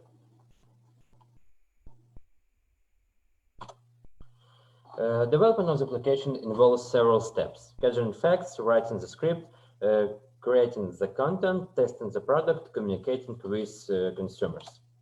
The final product will be interesting for individual tourists who like to experience the spirit of the city. Travel agencies will be able to organize special augmented reality tours. The AR excursion team is open for the new members. If you have the necessary skills and want to join us, to join such a wonderful project, you are welcome. How much will such a pleasure cost? The calculations are based on the placement of 5 virtual models of all buildings and 5 virtual guides. Currently, this project is starting in Chernivtsi. At this moment, the scenario of the application is written and the first actors are filmed. That's all. Thank you for your attention. So we have 1 minute left. We can move to questions, so we will continue. Okay, brilliant. Anton, thank you. The logic flow of your presentation and the way you've articulated the value of the tour is a lot stronger. So thank you for taking the time. Also, I'm really impressed by the dog that was barking, and yet you still managed to keep the the thing going. So, I mean, this is something when we had a discussion on Saturday and yesterday, but this is something that there is a lot of competition in the space. So my first question is, what makes you different?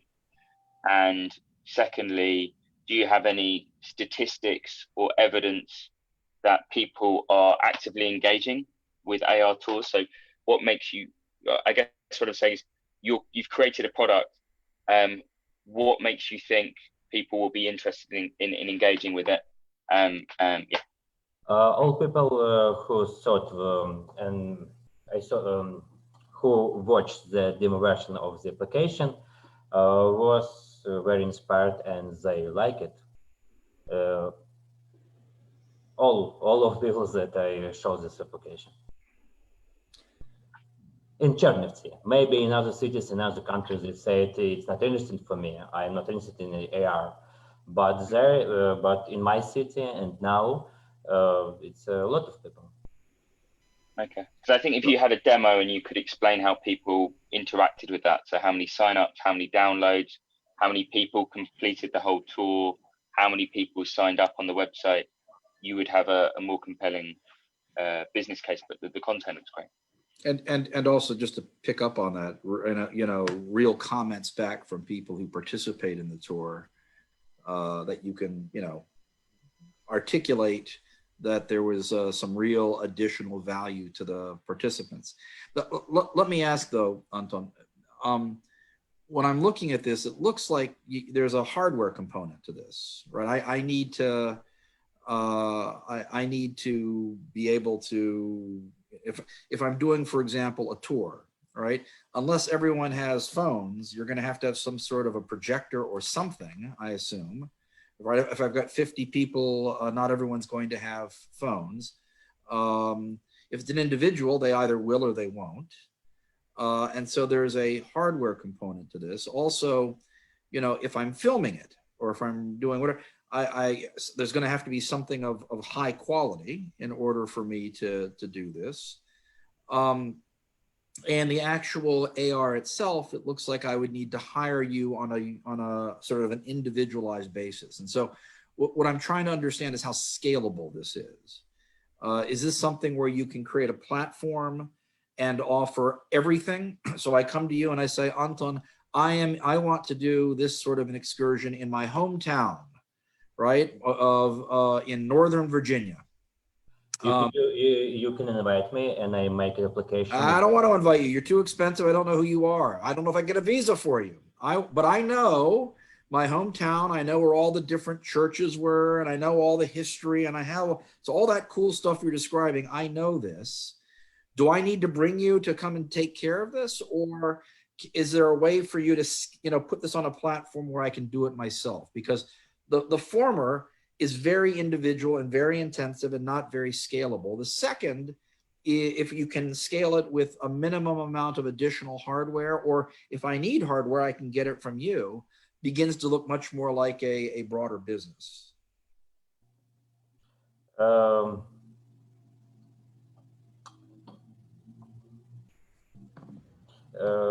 Please repeat your question once more. It's something to think about, and this is true with a lot of these AR businesses. So to be clear, it's not AR excursion. It's limited by, it's a software solution limited by hardware, and because of the special skills required to make it, it also requires a team devoted to doing it. Doesn't make it impossible. It just makes it doesn't make the business not viable. It just makes it much more difficult to scale. Okay. If I transported this model of this application to the Virginia, not being in Virginia, it will be very, very difficult, because I need to be there to watch environment and make on this. To scale this model, it not be in the AR excursion. It will be some kind of AR games or AR tour in your house. And you don't need to walk. I like walk in my city. I like my city. I want to, many people walk in my city, and many tourists comes to my city. And I think all other cities want the same. So I want, with these applications, many tourists come to my city and will be looking around cities, sleeps in my city hotels, in the restaurants. In my city will be grow and be greatest. Yeah, makes a lot of sense. Hi, Anton. Thank you for your presentation. I mean, your cultural and historical approach shows that you're a great patriot of Ukraine, and you take care of your country and your city. But looking back at the predecessors of AR projects, I mean, which have been dealing with guided tours, I should admit that most of them, in order to be successful, had to pivot into two different ways. First is cooperation with government, which is quite difficult in Ukraine. And the second one is commercializing. I mean, they have just, they had to wipe off all the cultural heritage. They turned their projects into a Pokemon hunt, but brands were instead of Pokemons. So do you feel yourself, I mean, with your love towards Ukrainian cultural heritage, do you feel ready to pivot into this or that side? Thank you. Just a bit in what side of pivot? What is that part? I don't understand. I'm sorry again. You can say in Russian or Ukrainian. І краще українською. Як саме повернути? Я до кінця не розумів запитання. Я маю на увазі, що більшість з цих проєктів, коли в них там не вистачало грошей, тобто на якомусь етапі, вони повинні були робити, тобто вони зробили півот або в governmental side, тобто почали працювати із державою, щоб вона їм державні замовлення робила, або вони почали працювати з комерційними брендами, тобто як охота на покемонів, тобто коли ти любиш так свою країну, чи ти готовий або в інший, або в другий бік йти? I'm ready to collaborate with government, with city hall, okay, and city hall collaborating with tourist firms, and maybe local restaurants. We can make some advertisement of these restaurants, include in the application. Дякую, Антоне. So we are moving to the last, but not the least, Flash Helper. Любов, please join us. Yeah, I'm here. 1 second, I shared my presentation.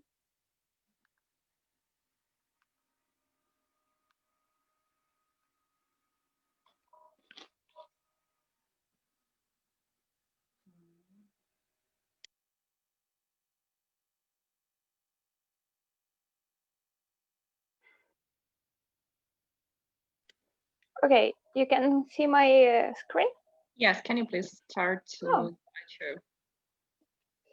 1 second. Yeah, I'm ready to start. Yeah, so 5 minutes are starting from now. Hi everyone, my name is Lyubov and I'm CEO of Flash Helper, and today's my pitch. I would like to start with a statistic which is based on my own explorings, my new explorings in pandemic status. So 73% of interviewed people have a pet. This is plus 3% to the latest my interview. And but the problem is that 85% of these people have forgotten to buy necessary goods for their pets, and this community also include me. Yeah, and 75% of these people have experienced this repeatedly. So if we sum up, the problem is that pet owners sometimes forget to replenish their pet stocks. As a solution, we offer you a service that cyclically delivers boxes with the goods necessary for your pet's comfort, from food to toys. It works in this way: you sign up, then you have to choose from already exist box, or you can create your own personal box and then subscribe to our service. And all you have to do is once per month check your box after you get message from us, and if it needs, you can correct it, then you pay for the subscription, and that's all. We try to explore Ukrainian market of goods for pets, and we get to know that there are 10 million pets, and one pet owner spends around $600 for one pet per year. So market size for 1 year is $6 billion USA. The biggest competitors are Zakaz.ua, Master Zoo, and local pet shops. Flash Helper first competitive advantage is that we are a customized service. That means that we think about customers from the early beginning of their experience with our service. For example, when you register on our application, our team asks you to note your pet perimeters to calculate instead of you how many food your pet needs per month. And based on this calculation, we will help you to create your box. We offer our clients or customers qualified vet help and advice to give your pet all the best. The other thing is the range of goods, which include all necessary for your pet comfort, from food to toys, and there is also a huge range of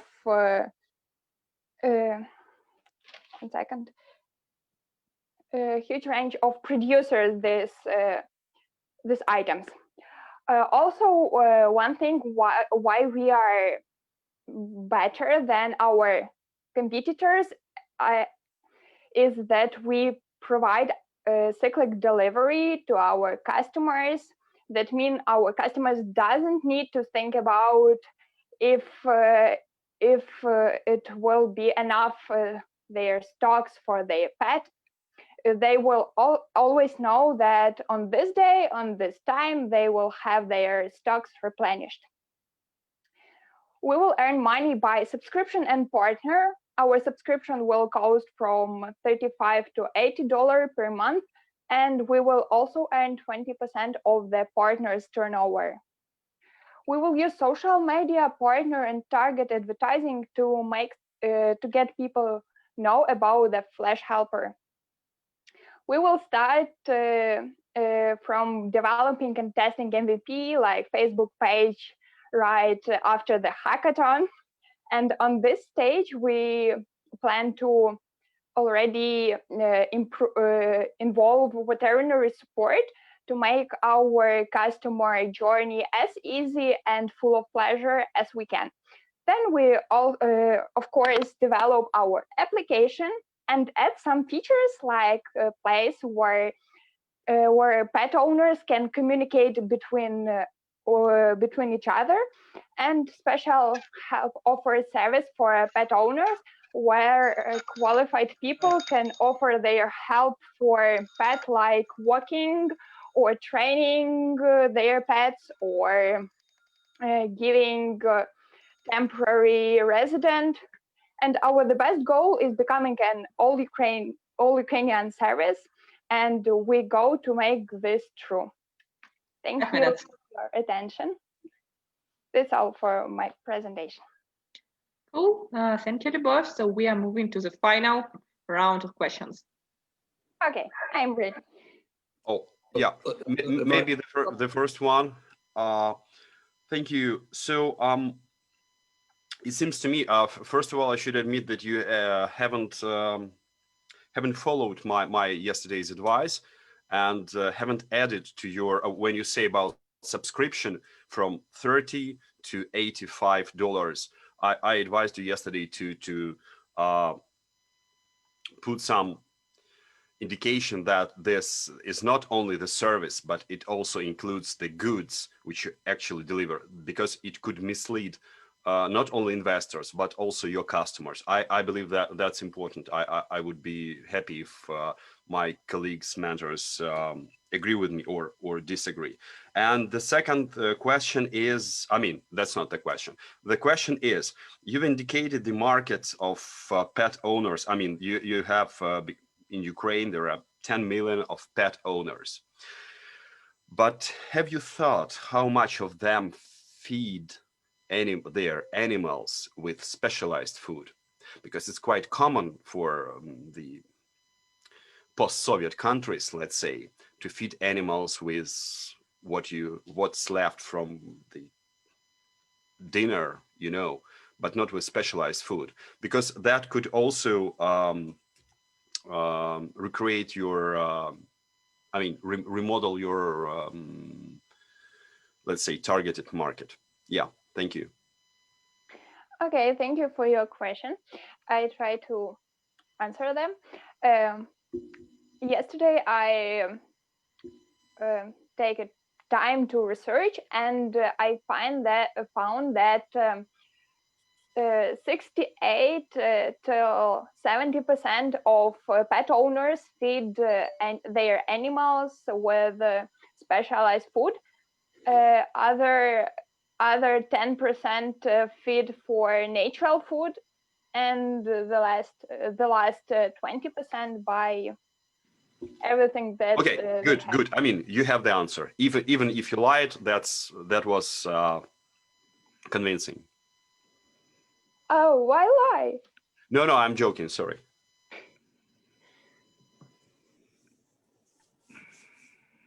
Okay, then thanks for the presentation. I guess, yeah, just going back to it, I mean, I have the sort of same comments that I had, I think, on Saturday and Sunday, in that this is something that you could start sort of tomorrow, right? You know, or if I were approaching the same problem. So I think it's a great business. I think it's a great opportunity. I think it's a golden opportunity, and it makes perfect sense. But if I were starting this business, I would start now, and it would take me about 3 hours to put a website together, whether on Wix, Squarespace, WordPress. It would take me about 5 seconds to put a Facebook group together. It would take me about 2 days to get my first sale, and I'd all be able to do it by myself. And so whilst I think you've got a great idea, and I really sort of I really do believe that you stumbled onto something that could be really successful. What I'd like to really understand is progress and sort of where you're going with the business. And I just wondered, obviously yesterday it was a Sunday, so you can't really do much. But you know, if I said to you, if I'm speaking to you in a week, so let's just say it's next Monday, can you tell me what you will have achieved over the next 7 days for this business? I say I will can show you a result, because even tomorrow I write to the community where is pet owners, and I pitch my idea, and two peoples ask for the value of my how much it will be cost, and what does it include. So I think that I can show you a result in this 7 days. Okay, great. Well, let's connect on LinkedIn, because yeah, I think 7 days, great. I can't wait to see the results. It's exciting. I think you'll be the next. You should be the next pet food empire in 7 days. What are you talking about, Will? No, this is great. One thing that you touch on, but it maybe would benefit to add a little more to it, and that is that you're doing more than just simply taking orders and buying food, that you're also providing a community and information and maybe even advice. So, for example, not all pet owners know that puppies eat different types of food than older dogs. We had talked about this, right? And this is a way where you can add value beyond simply going to the store, right? In other words, I will go to you, Lubov, and say, look, I need to buy food for my puppy. I can go to the store next door, or you can tell me what the best food is. And so you touch on this, but perhaps it could be a little stronger, because that will be a value that is beyond just simply packaging and buying. It goes to expertise and insight that others, you know, people who are your customers will not necessarily have on their own. So again, I see it in there. It's in your timeline. I saw it was in there, but I think a more emphasis to this will be will make it, you know, make it clear what it is you're doing. Okay, I understand. Yeah, I agree with Charles, and that's very important that you create a community, because in that case you could earn on advertising, because you create a community of a targeted audience, which could be used for different advertisers of the food or some other goods. Also, this idea could be rescheduled into any other business which needs a reminder and the action. So not only the reminder, not only the like the clock or something like that. Yeah, voice reminder, but reminder plus action. Yeah. Okay, I got it. Yeah, good luck. Thank you.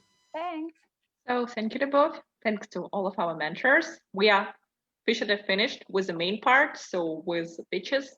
And now I would suggest that we will make a 5-minute break so that you will get some rest, get a cup of coffee before we move to the next interesting part, namely the results. So each of our mentor will choose one, or who knows, maybe a couple of startups who they would like to give a second meeting, like investors. Your goal is to get the second meeting on the time that we will agree on later. So dear mentors, do you need this 5-minute break, or we can move to announcement now? To avoid how many startups do we need to choose? Well, I was going to say, to avoid lots of redundancy, Nastya, it might make sense for us to talk amongst ourselves for 5 minutes. Okay. We can organize it a little better. So we will move you to the breakout room. Perfect. Yeah, that would be really helpful. Thank you.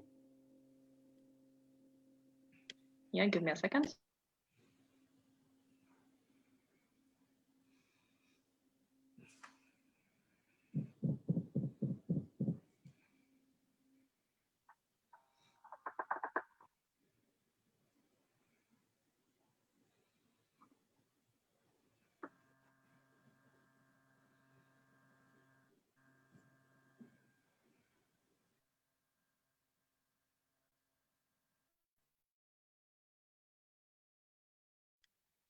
So the breakout room is open now.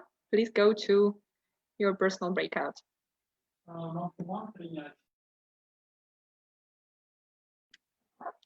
Так, шановні учасники, давайте почекаємо 5 хвилин, доки ми оголосимо результати.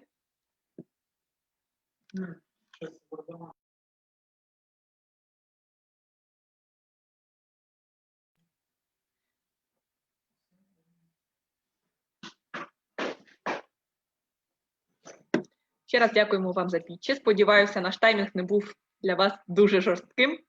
Не всі вклалися у 5 хвилин, проте це дуже гарний урок про те, як готуватися заздалегідь і вкластися рівно о 4:58. Клас, а ми ж можемо комунікувати зараз, правда? Звичайно. Народ, давайте поділимося, і що хто думає, які емоції, так легше буде чекати насправді. Я насправді хочу дуже подякувати за таймінги через те, що багато їх не дотримуються, і це дуже затягується, і це дуже насправді погано. Так що дотримання таймінгів було круто. Дякую. Солідарна. Да, щось веселе треба сказати. Ні, вони просто кажуть, що дуже гарно, що термін дотримується. Ні, ну я це почула. Бачиш? Марта, привіт!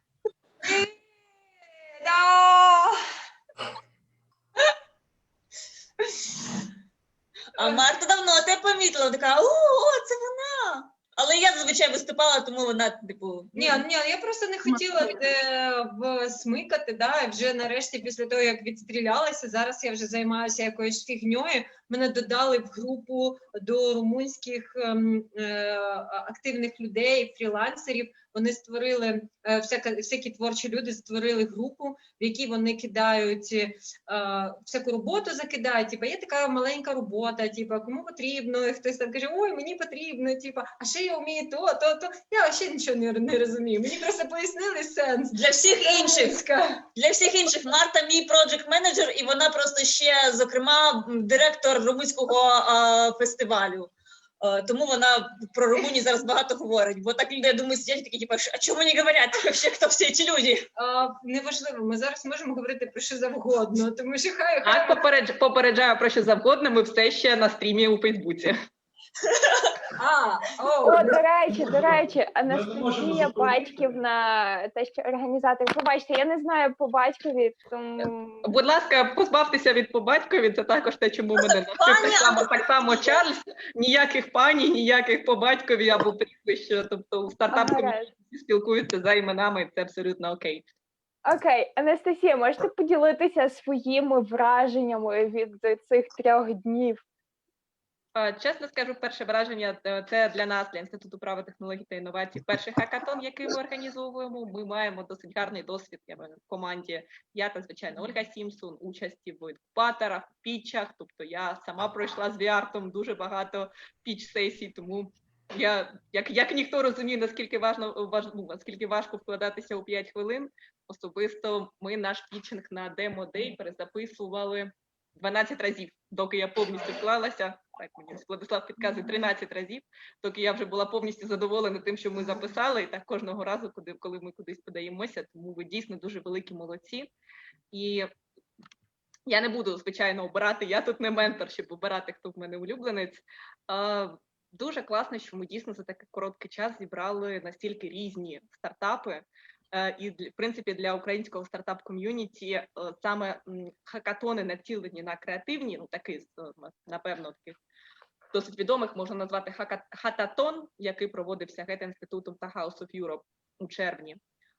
І, дійсно, вони мали дуже багато заявок, ми так само, тож... Я дуже рада, що вам сподобалось, що ми дотримувалися жорсткого таймінгу, оскільки я дійсно переймалася, що це буде важко, особливо для першого разу зрозуміти, що в принципі робити. Від вчора до сьогодні отримувала багато запитань, а чи потрібно нам змінювати презентацію, а чи потрібно те, а чи потрібно це. Тож сподіваюся, що для вас це також стало таким changing experience, і ви отримали для себе нові напрями розвитку, а ті, хто сьогодні переможе, отримують ще й подальшу зустріч з нашими менторами.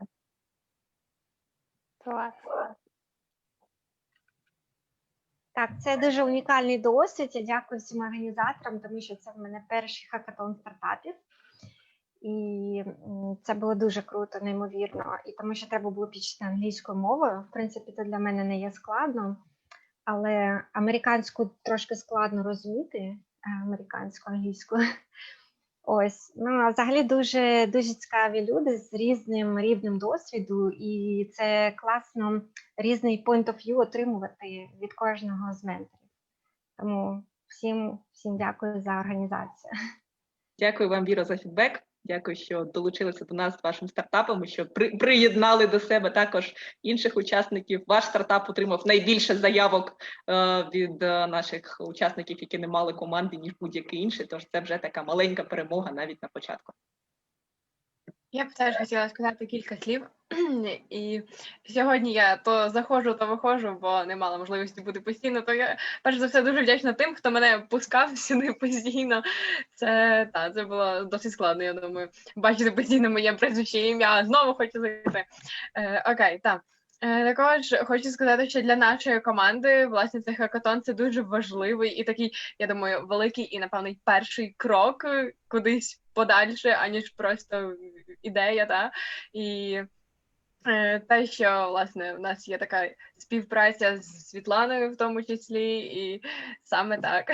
Ось, того ми хочемо просто подякувати вам і сказати, що це справді дуже крута штука. І я думаю, що для тих людей, які не мають команди, а тут її знайшли, то це прям ще плюсик. Ось, того, так, надихнулись і готові працювати далі. Дуже вам дякую. Дякую вам, Анастасія. Також нагадую всім, що якщо у вас будуть, ми продовжуємо наш проєкт Creative Studios, який вже живе другий рік.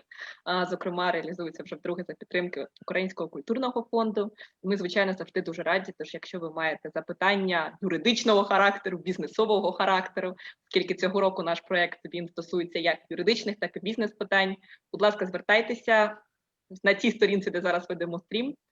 Є чат-бот, тож ви можете ставити йому запитання, повідомлення, і ми вам допоможемо.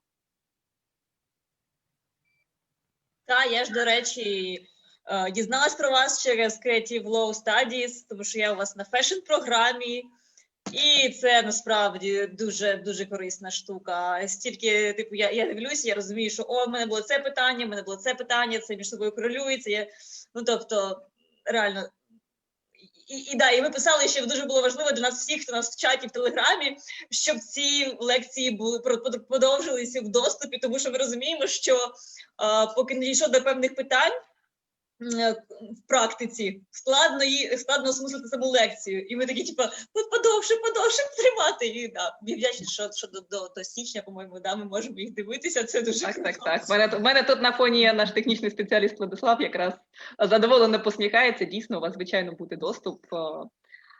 Так, тож дуже раді, що тут є декілька наших випускників, зокрема напрямів Fashion, Art та IT. Так, команда Exit, Богдан, він є нашим випускником напряму IT Law and Business Studios. Віра та Олександра навчалися на арт, праві та бізнесі. Я теж. Так, Олена також якраз передивляюся, бачу, що ви зараз в онлайні, і ви так само.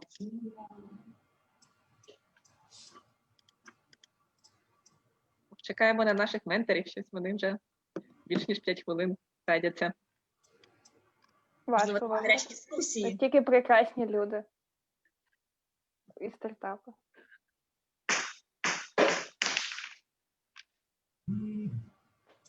А я також хочу в прямому ефірі привітати Ольгу Сімсон з днем народження. Нашу чарівну, дуже екстравагантну та надзвичайну жінку. І побажати їх довгих років, забагато енергії, створювати якнаймога більше таких крутих проєктів, тому що на моєму досвіді, щоб навчали всіх, хто забажає вивчати IT Law, це вперше в Україні, я так думаю, бо я до цього ще не зустрічала, і мені було дуже круто навчатись у вашій школі, і також я це теж хочу виразити дякую, що ви нас взяли з моєї команди на навчання, і це було дуже круто. Віра, дуже приємно це почути. Ольга обов'язково подивиться нас як у прямому ефірі, так і у записі. Тож дуже приємно від імені Ольги так само сказати вам дякую. Да, огромное спасибо. Для меня это на самом деле открытие, что сначала вот по low, love или low, love превратилась в love. Вот, и я сомневалась, на самом деле, подаваться ли на хакатон или нет, но все равно подалась, думала, что я не успела уже, вот, но на самом деле очень-очень круто, совершенно другая атмосфера, то есть, другая реально, и вот за Лену благодарна, что мы как бы соединились, да, и я думаю, что с ребятами тоже у нас какие-то будут состыковочки. Вот я, между прочим, занимаюсь тоже охраной памятников. Вот, и очень интересный Антона проект, и Артема проект интересный, и вообще всех проекты интересные. Мне просто реально очень круто, что у нас такое небольшое комьюнити. Уже за 3 дня мы так уже сколлабились. Я думаю, что это классное начинание для нашего дальнейшего роста, как такой поддержки, взаимоподдержки и роста стартапов. Я вообще, для меня это вообще что-то новое. Стартап там.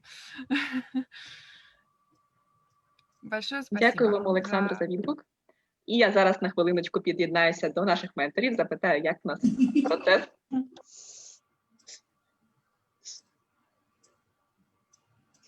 Александра? Да. А почему вы говорите, что для вас стартапы это что-то такое новое? У вас же столько проектов реализовано. И, у нас это не стартапы. Это не стартапы. арт-объекты, да? Оно совершенно, то есть я только больше вкладываю из ямы в яму, получается так. Но идея развивается на самом деле, и вот сейчас я просто понимаю, что мне на самом деле, как у социального такого человека, есть все ресурсы, и контакты, и компетенции, и время, и энтузиазм, все есть, кроме денег. Вот, и это большой пробел, который я вот пытаюсь в таком вот формате потихоньку прокачивать. Без материальных ресурсов, конечно, очень тяжело. Вот, поэтому... А вам нужен проект-менеджер, который будет писать заявки на получение грантов от нашего украинского культурного фонда, от House of Europe. Пишу заявки на гранты, но проблема в том, что нам только в этом году, как организации, стукнуло 2 года, а до этого мы даже не могли подавать. То есть самому сообществу... Теж з'явилася програма «Культура плюс», яка буде незабаром також оголошена знову фондом, яка дозволяє і молодим компаніям, молодим і також фізичним особам-підприємцям подаватися і отримувати гранти на реалізацію проєктів. Но мы уже дожили до этого времени, когда вот 2 года уже есть, поэтому я как раз... На самом деле сообществу и проекту уже 3 года, вот, самой организации 2, так как мы стали бесхатченками 1, вот, но мы уже хатченки, вот, поэтому такая вот динамика проекта. Вот кажется, давно столько проектов сделано, но тем не менее вот. Александра, прогресс. Что у вас происходит в связи с охраной? Вот вы сказали, что сохранение памятников архитектуры, наследия тоже близкая вам тема. В Карбоне ничего происходит, у меня есть компетенции в этом, я занималась охраной памятников. Это очень круто. Это просто личная компетенция. У вас в Киеве есть отлично. У вас в Киеве есть проект «Мапа реноваций». Да, я знаю, очень крутой проект, да. Да. Я Но хочу в меди- Одессе тоже этот проект поддержать и делать такую карту, мапу реноваций. Да, это хорошо. И мне тоже очень Ну, я сейчас понравился медиа-искусство с собой. проект Антона. Да, я, кстати, тоже хотела сказать, что Антона проект очень сильно модернизировался за эти 2 дня и прям действительно очень классно проработал. Молодец. То есть финальный питч такой продуманный. Молодец, молодец. Слова, да. Тож треба в команду, як в будь-якій справі. Все починається з команди.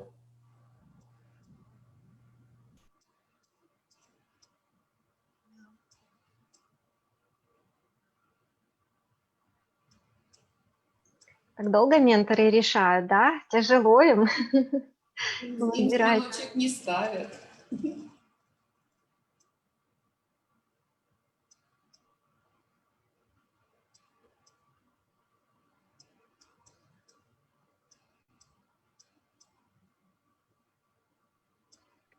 Я насправді, якби була на місці менторів, або відмовилася б від вибору, або б, не знаю, вибирала не знаю скільки часу, тому що тут дуже важко. Я би зараз навіть не назвала 3, навіть мінімум, проекти, які мені найбільше сподобалися, тому що тут все дуже круто. І я ще під враженнями.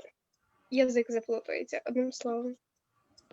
Они, наверное, будут выбирать по критериям, кто сформулировал лучше всего для инвесторов и кто бизнес-модель как-то четче проработал. Наверное, они этим будут руководствоваться. Потому что они на лекции очень много уделяли этому внимания, как важно четко сформулировать свою идею для инвесторов.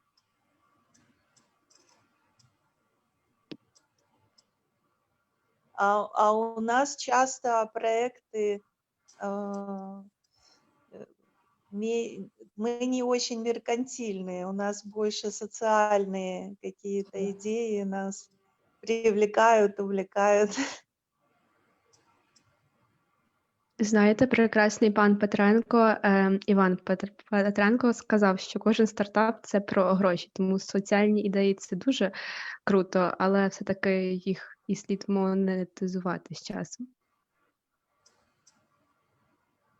Ну да, но мы когда какие-то идеи формулируем, то мы увлекаемся, и, то есть они не всегда монетизируются. Прекрасные идеи. Поэтому сложно, ну, как бы, как они будут выбирать, ну, наверное, вот все-таки по чіткості формулировок. Якби я була на їхньому місці, я б вибирала по цьому, звичайно, тому що ні, реально це важливо. А ще по тому, який саме потенціал я бачу в командах. Тобто, ну, якщо людина має сформульовано чітко, але вона, ну, по якихось критеріях ментор бачить, що вона не готова психологічно, або не налаштована так, як потрібно, я би не тільки спиралася насправді на цю роботу, тому що це все можна наздогнати, а оцей потенціал, він дуже важливий, тому що, насправді, так, треба важко до цього підійти з технічної сторони, тому що немає чітких правил, як дійти до цього, не знаю, командного сформування, згрупування, оцієї взаємопідтримки. Насправді, так, важко правильно загорітись ідеєю, щоб в неї не закохуватись. Так, треба старатися. Немає правил по цьому, тому так, я б дивилася і на потенціал команд. Вообще, когда инвесторы венчурные оценивают стартап и решают вопрос, финансировать или нет, они прежде всего оценивают члены команды с точки зрения психологии и пытаются предсказать, доведут доведет ли команда стартап до реализации или бросит. То есть они оценивают именно вот с точки зрения психологии. Насколько серьезно команда относится к стартапу и насколько горит им, насколько они готовы реализовывать прежде всего. Так, перепрошую, що я вас перебиваю. Я вже повертаюся разом з нашими менторами, і вони готові зробити фінальне оголошення. Владислава, закривай, будь ласка, брейкаут. Так, тож за хвилину ви почуєте, про що порадилися наші ментори.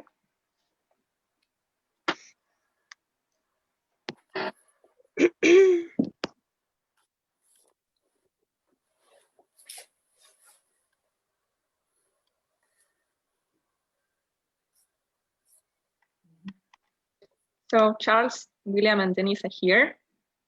So Charles, please start with main announcement of this evening. Sure. So first, congratulations, everybody. This is not easy. It's doubly not easy because you were doing it during COVID and over a weekend. Although I gather in many parts of Ukraine it was rainy and cold this weekend, so maybe not so bad. But still, it's not an easy thing to do. And as I said, earlier, these are challenges. There's a common perception among many people that startups are easy, and they're not. There are a lot easier ways of making money than a startup. You do a startup because you have a passion for what you're doing. You've seen something that's of interest, and you really want to make a difference. And sure, why not make some money in the process if you can? Keeping in mind that most startups fail.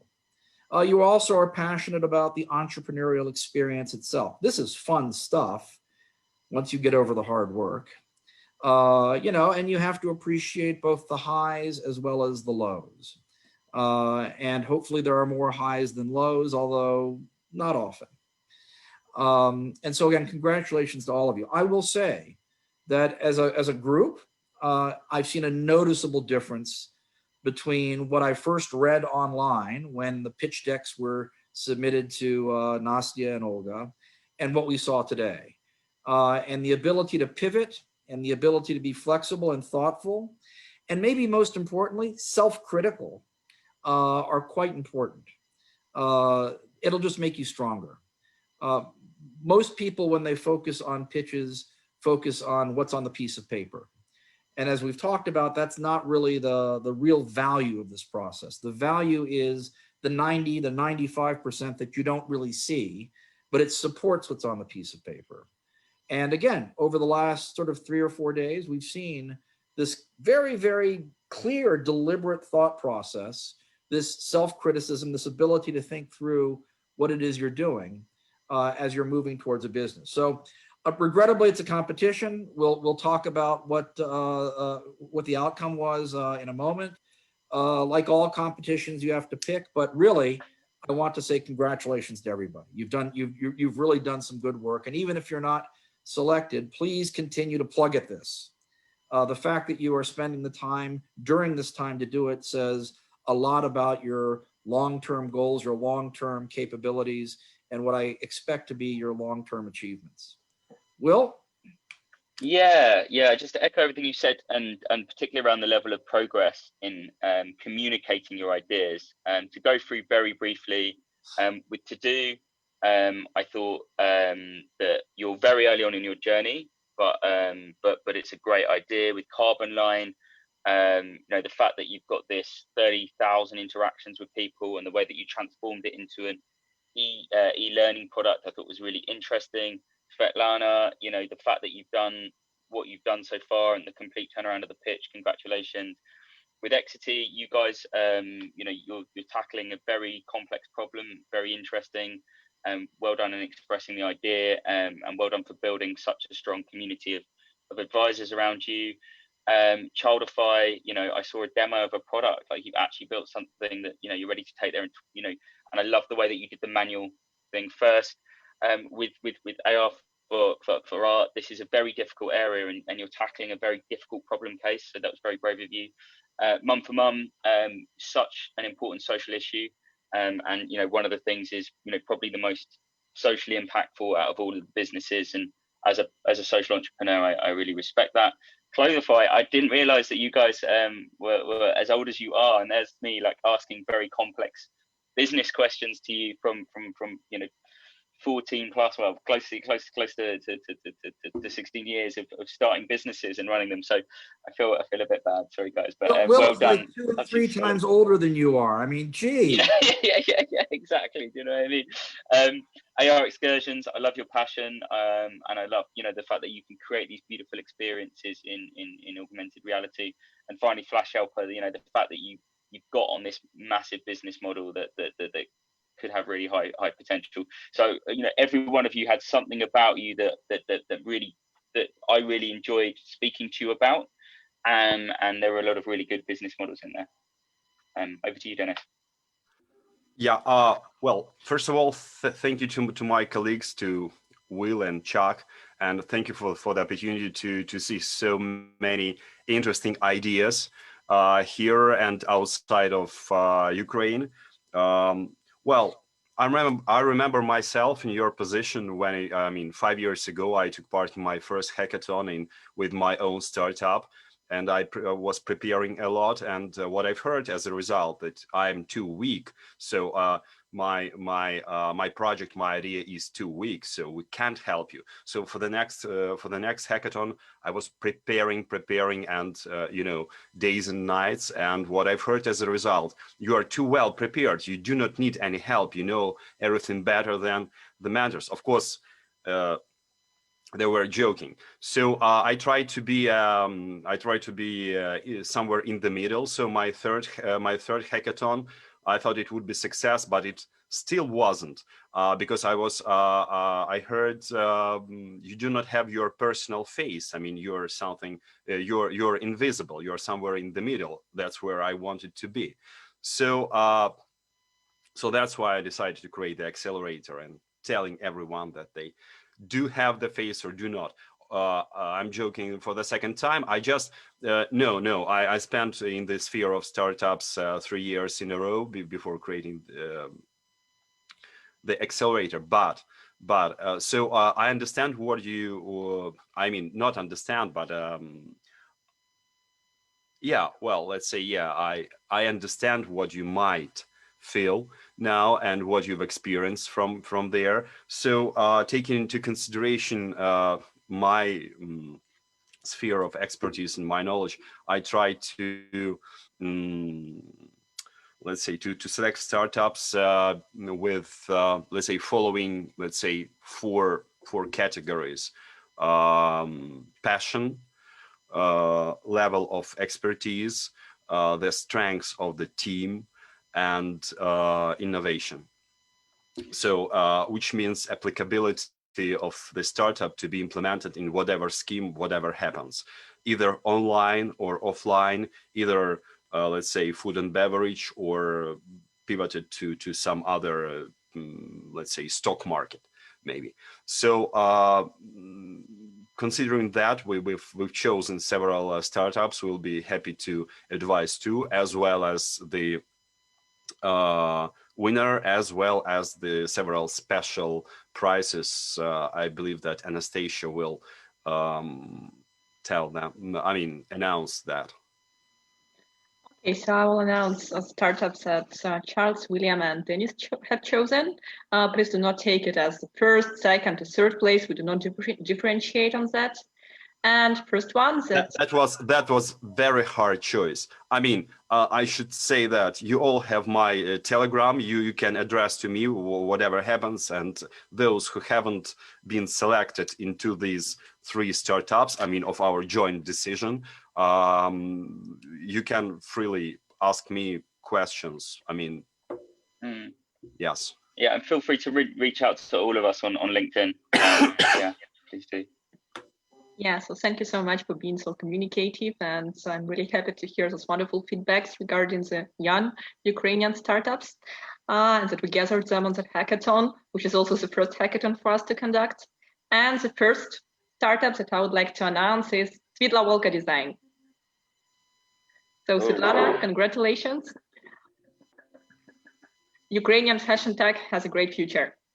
Oh, I couldn't find the microphone because it was so surprising. Thank you so much. Yes, Svetlana, you are getting a personal session with each of our mentors. Thank you. It's my first video in my life. Like, yeah, amazing. We were really impressed. We were really impressed by the progress you had made so far with your business, the stage of your business, that you'd worked very hard. And when we spoke to you as mentors, you had good responses to all of the questions where, you know, you might not know the answer, but you had done lots of exploring as to what could be the answer. And that's a really important quality in entrepreneurship. So we're all big believers in what you do. So thank you. Thank you. And you have a cash flow, which is, yeah, we'll have mentioned it. So, Charles, would you And like? I want to see Will wear a skirt. No, I mean I'm not. It's. We have Hey man, I live in East London. I was gonna say you'll just fit in at that point. Yeah, hipster, so you know it's fine with me. Yeah. No.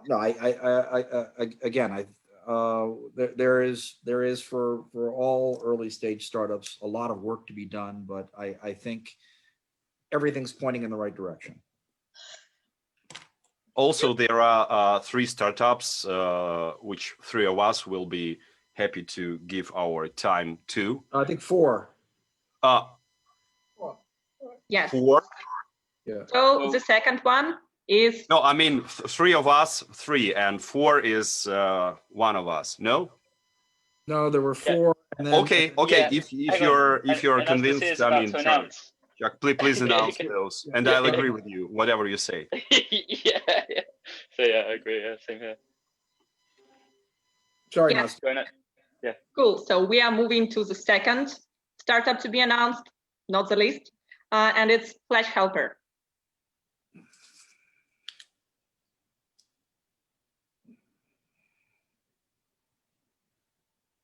So, They are feeding dogs, so they're not here. Wow. There we go. I'm Perfect. so happy. Yeah, brilliant. I think that's one of the things is, with what you're doing, it's something that isn't in the market that could be big, and you know that if you can make those steps and get in touch in 7 days when you've had a chance to start implementing some of the advice, and we're really excited about the future of your business. Thanks. Oh. Yeah, so we'll get back to you in 7 days, and please show us the prepayment of your future subscribers. Otherwise, we'll stop our mentoring. Oh, no. Oh. No, we joke. Yes, But in 7 days. But we just like the route to doing what you're doing is it's not easy, but there is a way to do it. And I think we all thought that if we can stay in touch with you and have some sessions, then we can help you for each stage. So if you have a go at what we mentioned in our sessions, and then if we can fix our session later on, maybe next week or something, then we can start to help you form this subscription narrative. So well done. Okay, thanks. Nastya. So Daria, I hope you're here because to do is the next one. Oh, thank you. I'm so happy to hear that. Thank you very much. Chuck, do you want to take this one? Yeah. So we think there's a lot of promise here, Daria, to the idea, but there's also a huge amount of work. And so if you want to pursue this, we're all here to help and support you. Again, we think the idea is kind of cool. We think that there is a real rationale and logic to what you're doing.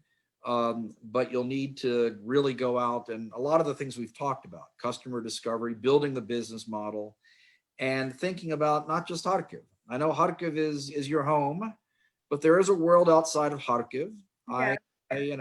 There is, Poltava, for example, and Kramatorsk. I'm not saying Kramatorsk is your market, but my point is, there's Kherson I learned on Sunday. So the point is, there's a lot of work, but we think the concept is good. We think you've got a real passion for this. And so we're all here to help support you in pushing this up to the next level. Thank you. Thank you very much. Yeah, and from my side, I'll be responsible for you for connecting you with several innovative, let's say, spaces, or let's say networks of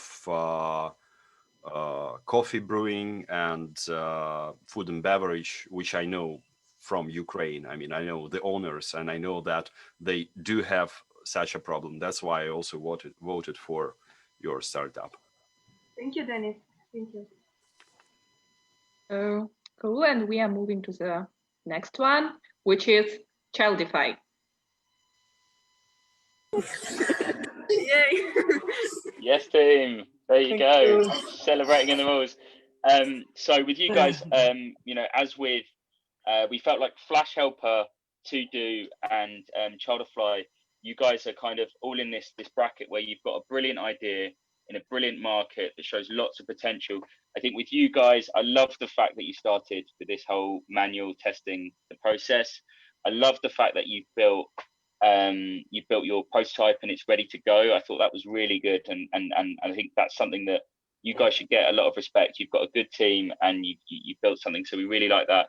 And I think the next step is, you know, validating that revenue model, getting those customers, and that's hard, right? So we all felt like, you know, we'd like to be around and where as you're going down this process and be on hand to you know, support you through the next step of your business. So congratulations. Thank you. Thank you. Yeah, and I also, when I saw your front end, that you have made a front end for your presentation, I realized that I was in your place, because I also was doing a mistake creating a front end without a business model, without a back end. So I'm joking, of course. So that's why I felt patience towards your project, because I like projects which, I like projects which do care about front end. That's my fetish. Thank you. But stay on top of your schedule, right? You're going to launch. You've got the 30 families. Stay on top of that schedule, right? Really focus on getting the platform up and out the door. So congratulations to all the ones who get the mentor sessions with each of our mentor. And now we are moving to Mentors Choice Awards, where Charles, Denise, and William will choose the startups they personally would like to work with. Well, I think it's two of us, right? Think of them as sort of special mentions. So Dennis, do you want to go first? Yeah, and because you are the superstar, you are the headliner, so you should finish. No, I was actually just being polite, but thank you. Yeah, as soon as I'm into art, tech, and throughout the last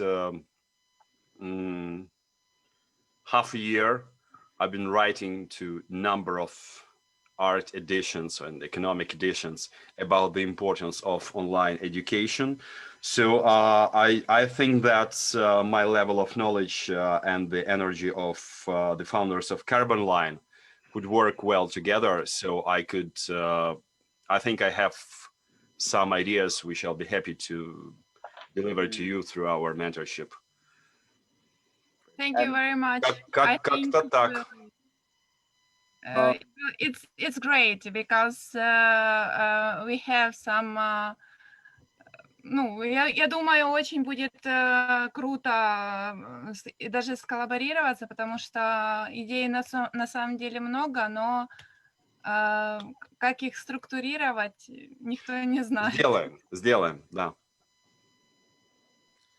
And I actually understood that exchange. So my language is getting better and better. So last but not least, and again, I want to just emphasize, this is, you know, everyone's done a great job. So don't take this as anything other than that. But we had to make a choice, and so we're making a choice. So look, I remember when I was 13, I would go out and play hockey and football and I'd come home and that was about my life. The fact that there are 6 of you, where the oldest, the babushka, is 16, strikes me as stunning and a really good message for Ukraine's future in the new economy. And there needs to be more of this. So I would look forward to the opportunity to work more closely with Clothify and to get you really up to speed. Really get you up to speed and focus a little bit more on your model, right? We've talked about this. There are some issues with your model that we have to really address, and the technology and the competition, but really get you up to speed so that you succeed. Even if it's not this business, there are 6 of you. I expect to see 6 more new businesses if this one of you will be, Anna Victoria will be the founder of the next Ukrainian Facebook, I guarantee to you. My point here is I'm looking forward to the chance to work with all of you because I think it's just fantastic that you're doing the work you're doing now. Oh my God, thank you so much. Oh, yeah, yes, I'm sorry. You can say. No, not at all. So I jumped in. It's all yours. Yeah, go for it. You can say Okay. Yeah, it's so cool. We just want to thank you, and you're 7 of us, and now you are our babushka. I am the 17th, 13-year-old high school girl. Now that is something, thank goodness that Nastya is recording this. You're our dedushka now. Что это? That's a new word for me. What is it? Grandfather. It's a grandfather. Yeah.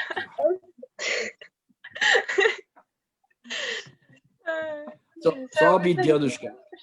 But no, really, we should let's sit down and really focus on getting you up this curve and getting you more focus and building a business. And if you end up working with others like Svetlana, even all the better. So let's really tackle this. Yeah, let's do it. Yeah, and I have just noticed that 9 out of our 10 startups in the hackathon have female founders. Have what? 9 startups out of 10 that we have in our hackathon have female founders. So we have female founded. Well, I honestly, I noticed this and I thought that it was because Nastya organized this. And so she was just cutting out all the men. But actually, you should also be very proud of this. In New York, tech space, maybe 14%, I think is the most recent statistic. 14% of tech founders are women in New York. It's shocking. In my program that I run in New York, we can bring it to about 40%, but it's quite difficult. I have to hunt down women founders because the space in the United States is not as open to women as it should be. The fact that so many of you, maybe because Nastya just kind of put her thumb on the scale, the fact that so many of you are involved in this area, again, speaks huge amounts about Ukraine's future in the new economy. I'm very, very thrilled to see this. Oh, yeah, I'd like to mention several startups which haven't been chosen by us. First of all, Exity.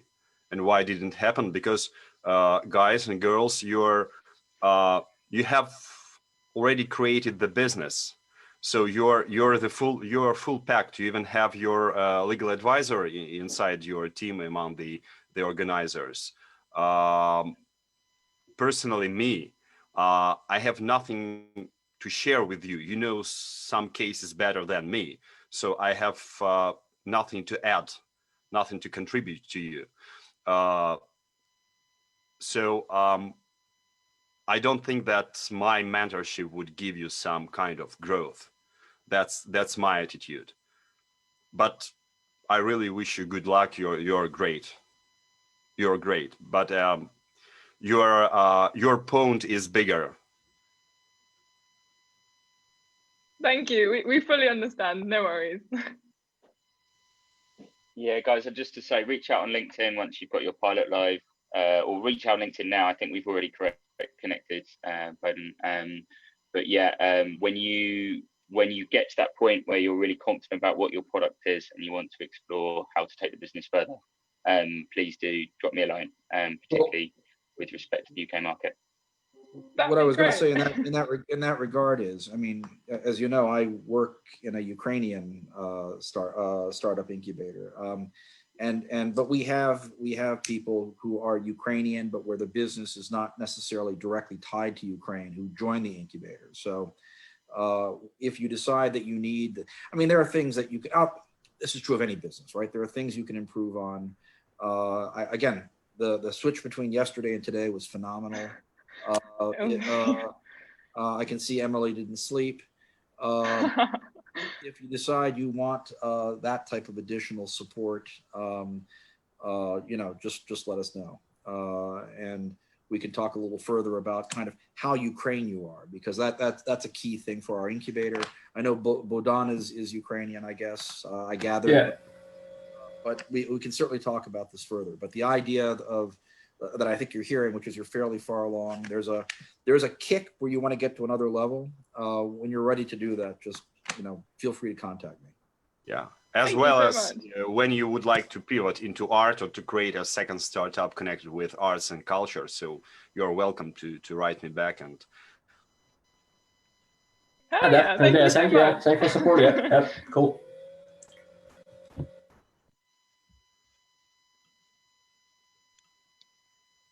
So thanks to everyone for joining us today, and especially huge thanks to our mentors for spending.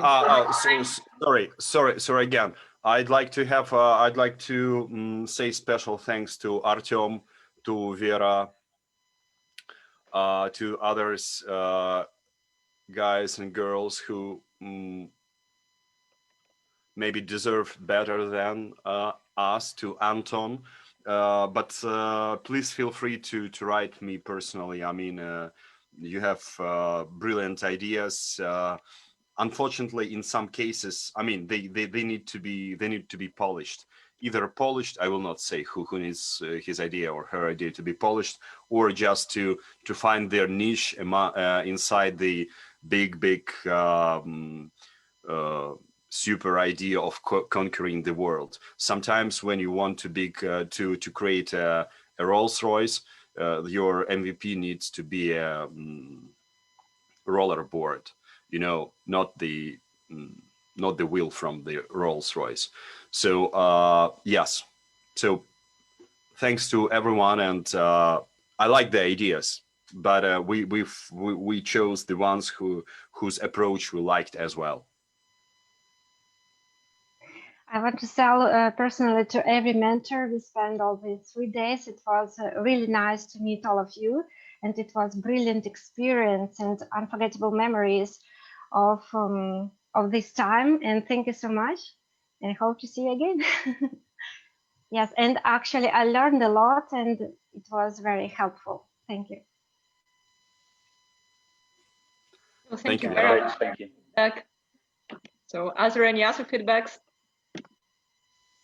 Yeah, I don't know if anyone's going to say this, but for everyone who's watching, if you can come off mute, because I feel like our organisers need a round of applause. A big thank you. Absolutely. So I just want to say thank you very much. It was really well organised, and and thank you to Olga as well in the background. I know behind this as well. So big thank you. It's been great. Yeah, that's especially cool because Olga has her birthday today, and it's kind of Whoa! Happy birthday, Olga! Is Olga 16 also? A bit more, but 18 and half. 18. Okay, there you go. Okay. Yeah, so thank you again for this productive 3 days. It was also pretty challenging for us to organize this simultaneous 30 breakout rooms with sessions. So I was really enjoying it all the way. And thanks again for Charles for waking up at 6 a.m. To be with us on Sunday. So I hope that each of you in the startups would work as hard. So feel free to connect with us, and feel free to join us also on the Facebook page, where the recording of the lectures that we had on Saturday and Sunday are also available, as well as the recording of this each night. So have a great evening, everyone. Thank you. Thank you. Yeah.